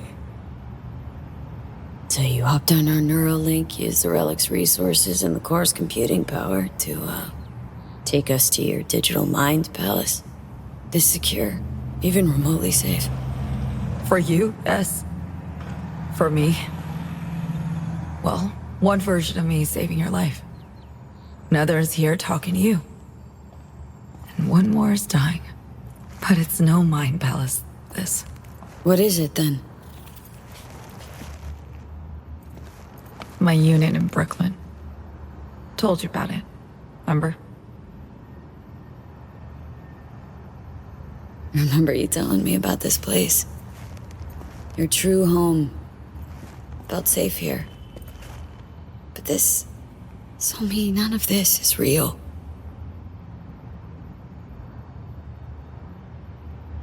I made so many mistakes. Did terrible things. But here, back then, they never mattered. I gave myself one last chance, and you stripped me of it. Why?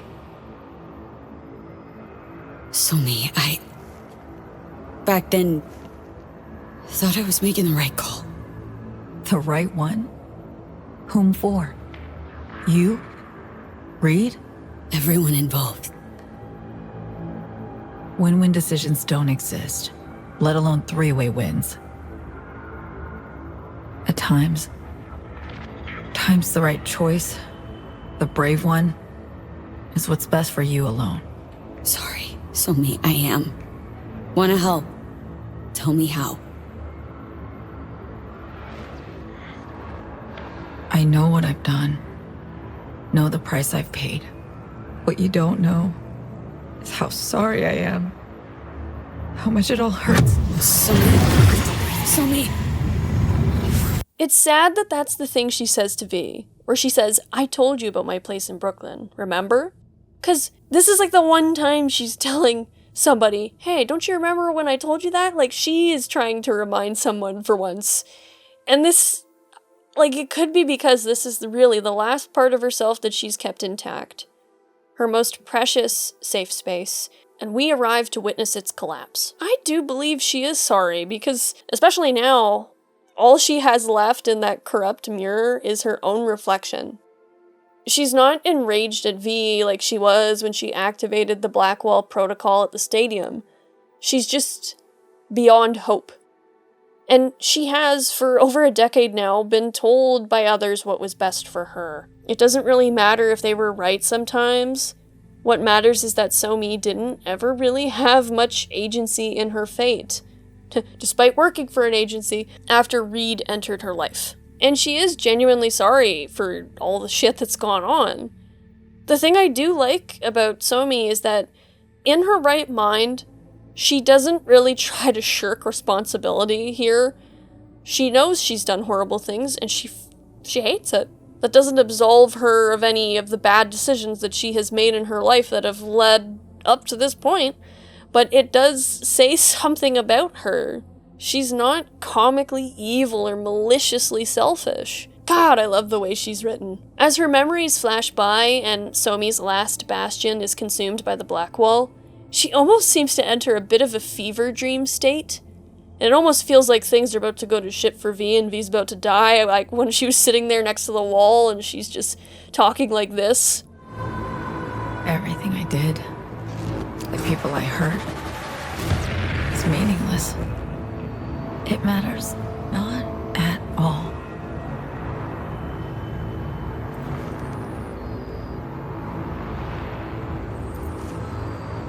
Doing my best to survive my life too, Song. We all make wrong turns. We all lose the way. And we kneel to pick up the broken pieces of life. Assemble them, seek meaning in the whole. This can still end well. For you. For me. V. I'm sorry. There's something that That made me a little nervous. That she almost manages to stutter out the truth to V, too, about her most painful lie. That says something, but she doesn't quite ever get that truth out. As Somi's safe space is rotting away, she holds fast to that last intact area, just that windowsill. Even though she can't see the street outside anymore, she can't hear the birds, the cars, the people. It's just Blackwall red. I've made many mistakes, V. Too many to count. We all make mistakes. Shit. No, I've made my fair share. Some mistakes are irreparable. So what? Means you gotta quit, stop fighting for yourself? Can't change the past, Somi.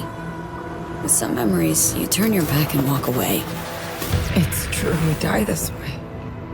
Our memories to comfort us.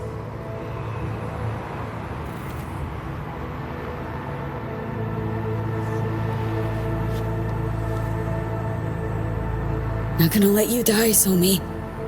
We'll make it out of here. Together. Thank you. I'll keep this moment as this memory. Just one. Back home, a friend at my side. Before it all goes dark. One last second. I'll know I wasn't alone.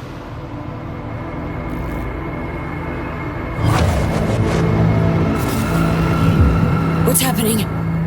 The black wall. We have just seconds. What? Show me, where? The core. Look for me there and help me. One last time. Personally, I find it most impactful to play a V that cannot accept the idea of Somi giving up, because of course V wouldn't want to tell Songbird that, yeah, it's time to throw in the towel, because V themselves doesn't want to believe that about their own situation, or at least the V that I like to roleplay. I like that this V almost seems to gloss over the shit that Somi has done. It feels very much like they're coping. Because Somi really has done some terrible things and she would have to face consequences, and she seems to accept that fact. Whereas V in this moment is the one that's like, no, but wait, we all screw up, we all make mistakes, but like, mistakes of that level, V, it's like, that's pretty wicked. Like, Somi's made some pretty big whoopsies that have affected a lot more people negatively than I think V ever has. It's funny because it almost sort of feels like Somi's comforting that kind of a V in this moment too. But V doesn't understand the full extent of Somi's lies in this ending as well. Somi doesn't really admit completely to how she fooled V here, but V still serves as a final reminder of what she missed so much. The kind of thing she sought self-preservation for. A simpler time, with people who gave a shit about her, who were actually there for her, who she took for granted way back in the day. Of course this is dependent on your V, whether you choose to comfort her or not, but I do think that V would, despite it all, come to care about Somi. They would be there to just hold her that one last time. Because they do understand what it's like to have who you are as a person being erased, and that is terrifying. And V can at least be comforting frenemies with Johnny, who is an unwilling passenger himself in all this.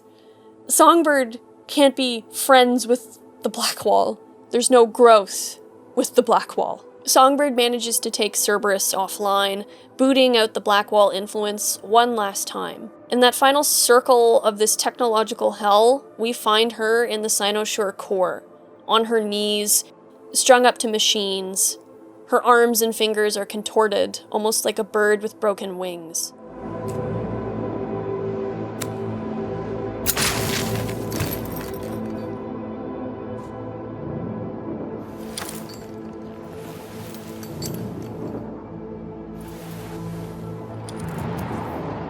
V.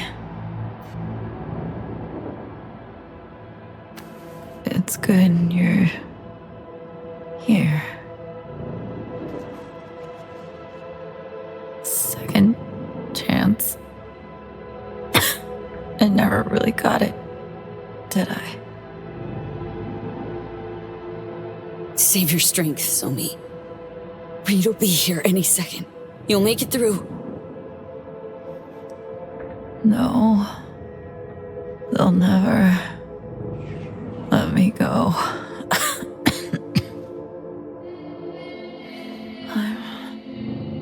I'm fading, V. Help me out. Somi, I tried on my own. Don't have the strength. Please. End it. Somi, we got the neural matrix. We'll use it. Cure you, cure me. It's all good. We'll be all good. It's too late for me. Blackwall. It's taking taken almost all of me. Dying is my only hope. Only way out. Please, V. I didn't expect to be reminded of so many gods with her story, but seeing her like this, it reminds me of Loki, the Norse god, who, after Baldur's death, was bound in a cave with the entrails of his son, where a serpent was to drip venom upon his face for, I guess, presumably eternity at this point. His wife Sigyn was the one who would hold a bowl above his head to catch the venom, but she would always have to remove the bowl to empty it eventually, which meant that it was inevitable that he would suffer the agony of his punishment. It was foretold he would escape this confinement come Ragnarok, where he would fight in the end battle against the other gods. And should you leave Somi alive, so V can get their treatment as promised by the FIA, that may be what Somi's future role is in the cyberpunk world. Somi begs V, and God, it is painful to hear her beg for death. She doesn't want to be imprisoned ever again. She doesn't want to live to see herself lose everything and just become a husk. Wanna believe I'm giving you another chance. So I won't do it, Somi. I can't. I won't. No, please. You're leaving me to a fate worse than death. Somi. We find out in the Phantom Liberty ending that Reed ended up losing all contact with her after 2 years, that she's being held somewhere. She's basically just this mindless prisoner, probably, as she feared, losing who she was. She is just a tool at this point.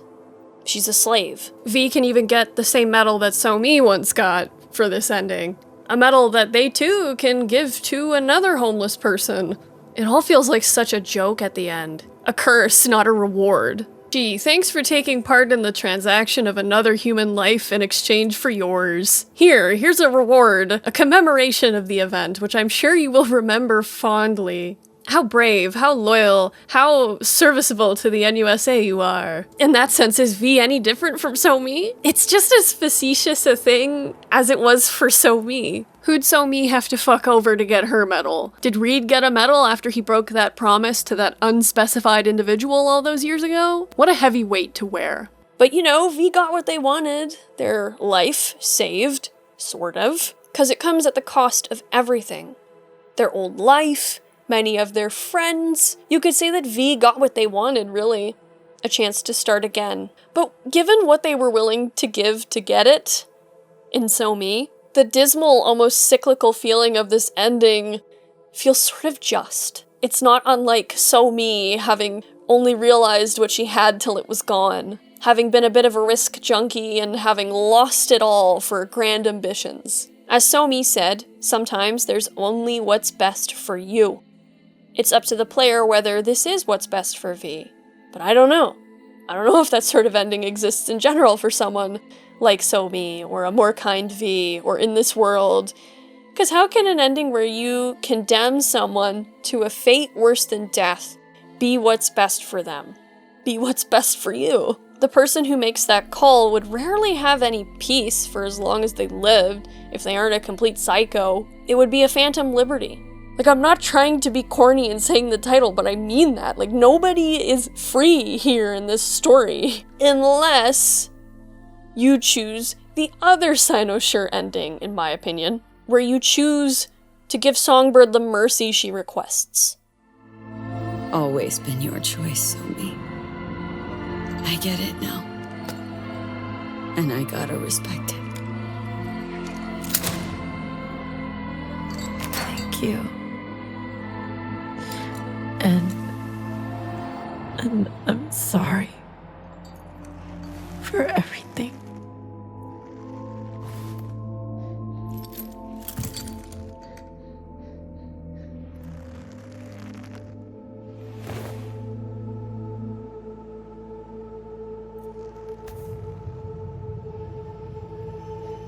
It's terrible that the circumstances surrounding this choice come from a long line of circumstances beyond Somi's control. And for sure, you could argue she made a shit decision with her hacking of that Militech data for it. Yeah, but she was 19. She was a dumb kid, and it snared her for the rest of her life, and that sucks.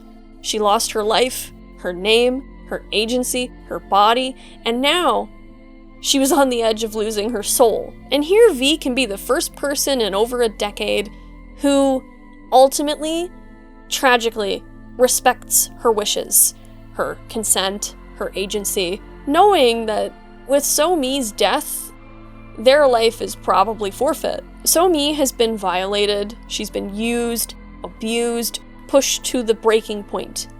And yes, you can play a V who wasn't making the decisions and siding with Reed because they thought that that was what was best for So-Mi. Maybe V was in it for themselves and just didn't trust her. But here, that she would rather die in the state that she is in than go back and lose what remains is the most genuine proof that she really was trying to escape something so horrible. The way that V recoils after pulling the plug and their hands are just shaking, reflecting on So-Mi's dying words, an apology, the tragedy of her life, her situation. To those who held power over her, So-Mi was just another weapon. But in this last moment, V actually saw her for who she was. A person who, just like them, was scared, suffering, and all too alone. So-Mi was always right about Reed. Myers shows V her true colors, and of course leaves V to die. Reed gets demoted, though there is a small hope that he will see the grim reality of the people he works for, as he eventually admits in this ending that what V did was the right call for So-Mi. But who knows? It's just a shame that So-Mi and Alex both have to die for that slim possibility to exist.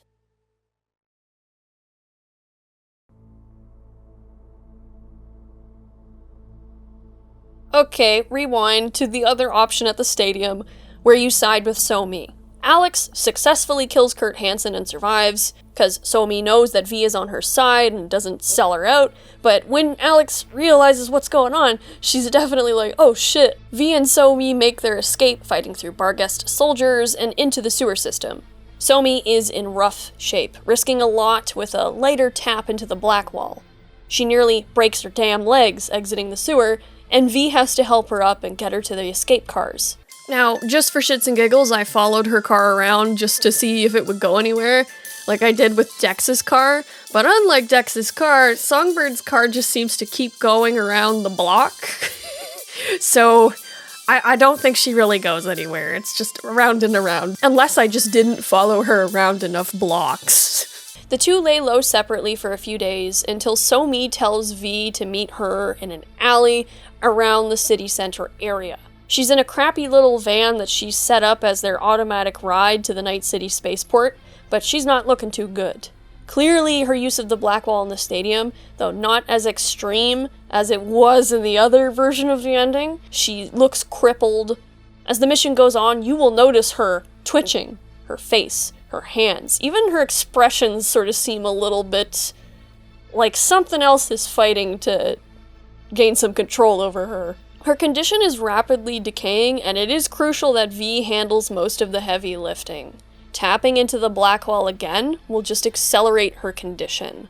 And I also think that for Songbird too, the relief of just having someone that she's pretty sure at this point is on her side, like that is a huge support in keeping her stable. Songbird sort of explains the plan with some very sus, vague points. She mentions her benefactor who arranged for the flight to the moon. It was gonna be different, all this. Smoother. But the goal's what counts, right? Not far off. One thing you forgot to tell me. Who got you this flight? Funny thing is, I don't know. Proxy showed up. A corpo everyman for the ages. Expensive, understated suit, dark hair, blue eyes. He asked me questions. The kind only I know the answers to. Blackwall. That the issue? And other things. rather not talk about it. She explains that V can't join her as they need to get her up there first for blah blah blah. Very weird explanation that doesn't really hit like the truth, but there's a lot of shit going on at the spaceport when Myers shows up in person, and her NUSA Special Forces start fighting with the Night City TSA and also start fighting V. Myers wants So-Mi bad to be risking what could be argued as a breach of the Arvin Accord, despite the, I guess, technical neutrality of the spaceport. Asking for help never was your strong suit. So I decided for you and brought support. I have everything under control. No, Saul. You lost control way back. It's time you acknowledge that. Ah, Rosalind Myers, her true face. Fuck the one on her billboards. I know you care about the girl. Like her. You recruited her, trained her.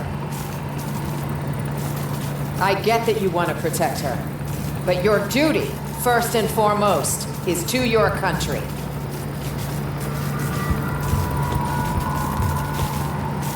Songbird made her choice. Now she needs to learn what the consequences are. There's one more thing, Saul. The project she was part of stays well under wraps. None of it leaks. This is bad. Really bad. If our little bird lands in the wrong hands, I don't want to think what will happen. All that. We're the only ones privy. It would destroy the NUS. It's not a risk I'm willing to take. We're on the same page. No risks. That's how it'll be. Do you hear that? Just so you know, this isn't any easier for me, Reed. I liked the girl, trusted her. But with some choices, there's no way back. Choices? Yours or hers? Say again? You heard me. But no matter. I know what I have to do, and I'll do it. I authorize you to take any and all necessary action. Just try not to shoot her in the head. I'd have expected as much. Relax. I'm here and staying. They're not getting you. You don't know her. I mean, to satisfy her lust for revenge, she'd pull me out of hell. Let's ghost. And this moment in the tunnel here is even more interesting when you recall, so many similarities to Myers and some of her tactics, but also, looking back, remember those comments in the museum? Remember what So-Mi said about Myers. The first one being abandon all hope of hearing a lick of truth from Myers. Well, So-Mi. And then the next comment, that's the Rosalind Myers I know, never a shred of accountability. Well, So-Mi. And then the third one, a monument to a certain someone's bloated ego, and then So-Mi says takes one to know one. Well, So-Mi. They're very similar, these two. I just don't think they'd like to admit it. Now all I can think of is that line from Mad Men, from Dr. Faye. She said something like, I'm sorry, I keep forgetting. No one wants to think they're one of a type, or something like that. What separates Myers and So-Mi maybe is just where they stand on the spectrum of power. If you flip their starts in life, who knows? They both could have ended up in very similar positions to each other. Myers was born into power in all likelihood, given what we know about her past. But just judging from how she is as a soldier or in the battlefield, she seems to be more at home in that realm of things. Perhaps if she was just a standard corpo soldier, she would have chosen to stay there. And I don't think So-Mi would have chosen the life of an FIA agent for herself. They both have questionable judgment. They both are relatively impulsive. They can be brash. And they can both throw other people under the bus for their own ambition or their own self-preservation. While they have their moments, both have a tendency to sort of place blame on other people or to at least shirk some responsibility for their decisions or their actions and how they might negatively affect other people. It can definitely turn into a bit of a look what you made me do sort of situation with So-Mi and Myers. It's interesting too when you consider the fact that this whole DLC started with you trying to save Myers' life, and now it's you trying to save So-Mi's life. And ironically, you're saving their lives from each other's machinations. Oh my god. I love it. The spider and the fly. Who is the spider and who is the fly? Phantom Liberty is so full of these parallel characters. You know, you got Reed and Johnny, as Johnny will admit at the end of the story, I think in at least some of the endings. Despite the similarity of Somi's situation to V's, yeah, I would say, like, she and Myers are more parallel, at least in terms of personality. Even Somi's comment there about Myers and how far she's willing to go for revenge, it's not unlike the level that Somi goes to when she's pissed off at V and Cynosure, as much as she's under the influence of AIs and as much as she might be a cyber psycho in those moments, like, there's still some Somi in there that is obviously personally pissed. And even with V, I sort of see Alex and Hansen as almost mirrors for V, depending on the type of V you're trying to be. I'm sure there's more or better parallel comparisons that you guys can come up with, but it's just, I do like that part of Phantom Liberty. Everybody's just suffering under the same system. And this mission, overall, is so much fun. You really do feel the you and Somi against the world vibe.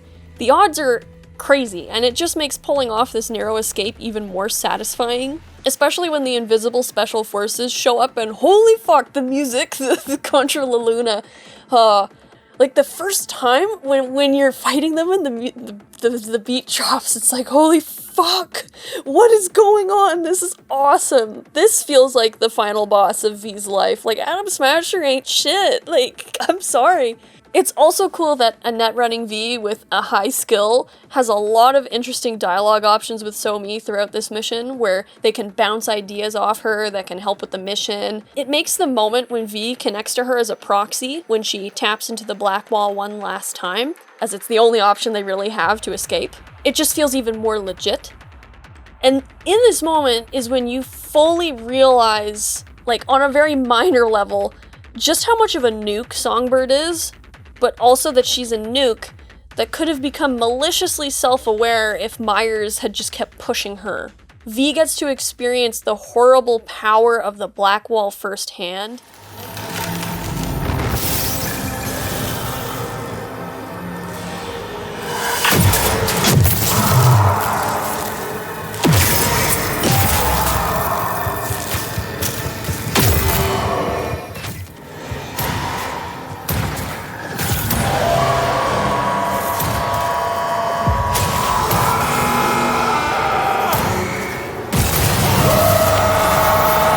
V witnesses and probably feels to an extent the convulsive agony it causes. And no wonder Somi is so terrified of it, just hearing the screams, being a middleman for the inhuman pain and suffering it inflicts. But what is most important about this scene, aside from Mr. Blue Eyes standing right here, is the last discussion on that train and Songbird's big reveal.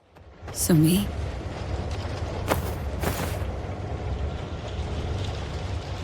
Reed. Had a dream about him recently. A repeat. Same damn nightmare. About that same damn train. Him dying because of what I did. Could be Reed's having the same nightmares. Heard it all already from him. He put his trust in you. For a time. Trust we then boldly betrayed.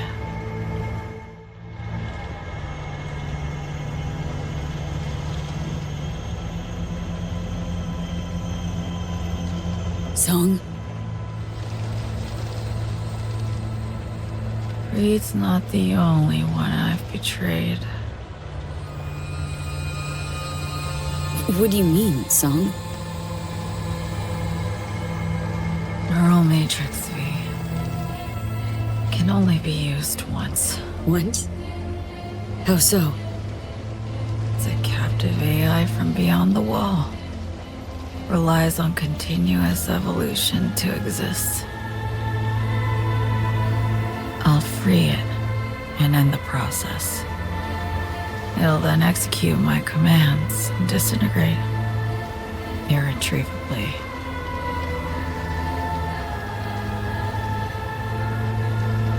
How long have you known this? That only one of us could come out alive? Cynosure. I learned it existed. Started delving into...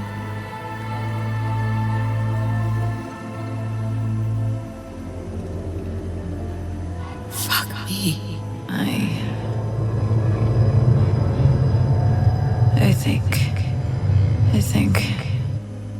I'm gonna die soon. The regret wasn't honest with you. I'm sorry. Could have told me the truth. Would have helped you anyway. Song? Hot diggity fuck. Color me impressed. Bird took everyone for a ride. One of the big themes of her Cynosure ending is letting her finally make a decision for herself, letting her choose, with V in Songbird's final moments giving her some of that agency she lost. Meanwhile, the whole story, Songbird was kind of giving them the illusion of potential agency, potential choice, potential options for a future. She was lying. She was perpetuating the same crime that was committed against her. That's the greatest irony of it all. All the things that she hates about the people who were her captors are things she herself is willing to do and does do. Somi betrayed Reed on a train 7 years before. She's haunted by that day. By the death that he died. She's haunted by that day. By the death that Reed dies at her hands. And here she is, on another train in Night City, revealing the betrayal of trust of yet another friend. The last one she has to get her where and what she wants. Somi is so close here. She didn't have to say anything to V. In fact, she needed V to make that final walk more than ever for her. She had next to no energy. She is entirely at V's mercy. Yet she chooses with what gas she's got left in the tank to just tell the truth. She can't repeat what she did to Reed. Not warning him, not disobeying Myers' order for her own sake. Reed and V are both on that train ride to nowhere, and this time she cannot pin the blame on anybody but herself. Somi is securing her soul here. In the other ending, sure, she can secure what is left of herself with her request for V to help her out as she is, but she never, insofar as I know, tells V the truth about the neural matrix. She was going to save herself and screw V over, but here, it's like she realizes that this was all meaningless because she lost a lot of herself emotionally after Reed, but at the very least she could fall back again on, well, I was ordered to do it. But this betrayal of V might have been the killer for her. She knows V could very well just go, fuck you, you lied, and screw her over. She knows she's on death's door. The guilt and regret that she feels and would feel if she said nothing was not worth ensuring she was going to be saved. As she says, she just wants to forget, to go to sleep forever and stop thinking about the betrayals that she has committed, the lives she has ruined, the people she has hurt. Meanwhile, her one-way trip to the moon is to preserve who she is to preserve her memories. It's ironic that the black wall eating away those memories is the one way she could maybe escape her regrets. If she dies here, see, there it is again, sometimes what's best is what's best for you. She realizes that that is not as true as maybe she once thought. And when V can say, you should have told me, I would have helped you anyway. God, it's so true for so many Vs out there. Can you secure your soul at the cost of condemning someone else to a fate worse than death? Someone who is eerily similar to you. V can choose to hand an unconscious Somi to Reed when he exits the shuttle. He's been waiting for them, happy to take advantage of Somi's betrayal of V if V calls him and tells him about it. And V can still get their Phantom Liberty ending, but we already know how that goes. So V shoots Reed. It's the only way to get Somi on that rocket. And yes, I shot him in the dick.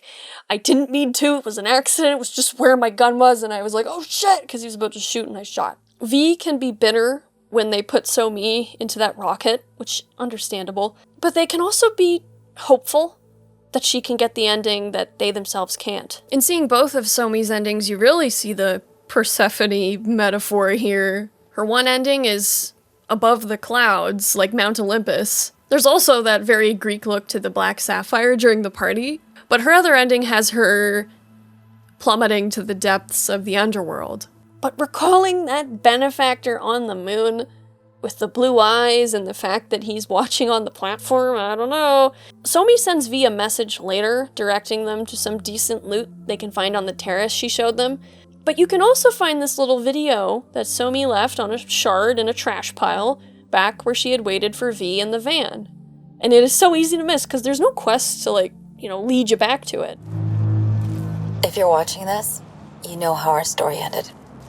I'm a smidge jealous, I'll admit. I'm scared, V. But I need to trust you, and I do. And if you're watching this, I was right to. So, I thank you. Of course V just slots this random crap in their head without question. This is why we're in this mess, because of V's questionable judgment of shoving random crap in their head. And I mean, recalling what Reed said about Somi, what Alex said, Somi's weak spot has always been her lackluster judgment. It makes you wonder if her ideas of her best ending, escaping to the moon, it could be another even worse choice. At this time, there would be no one to save her. You can only hope that things will go well for her up there, and not prove that letting her fade away in the chains of Project Cynosure was, ironically, the best possibility for freedom Somi had. It seems like no matter what you choose, liberty for every character in the story just slips through their fingers.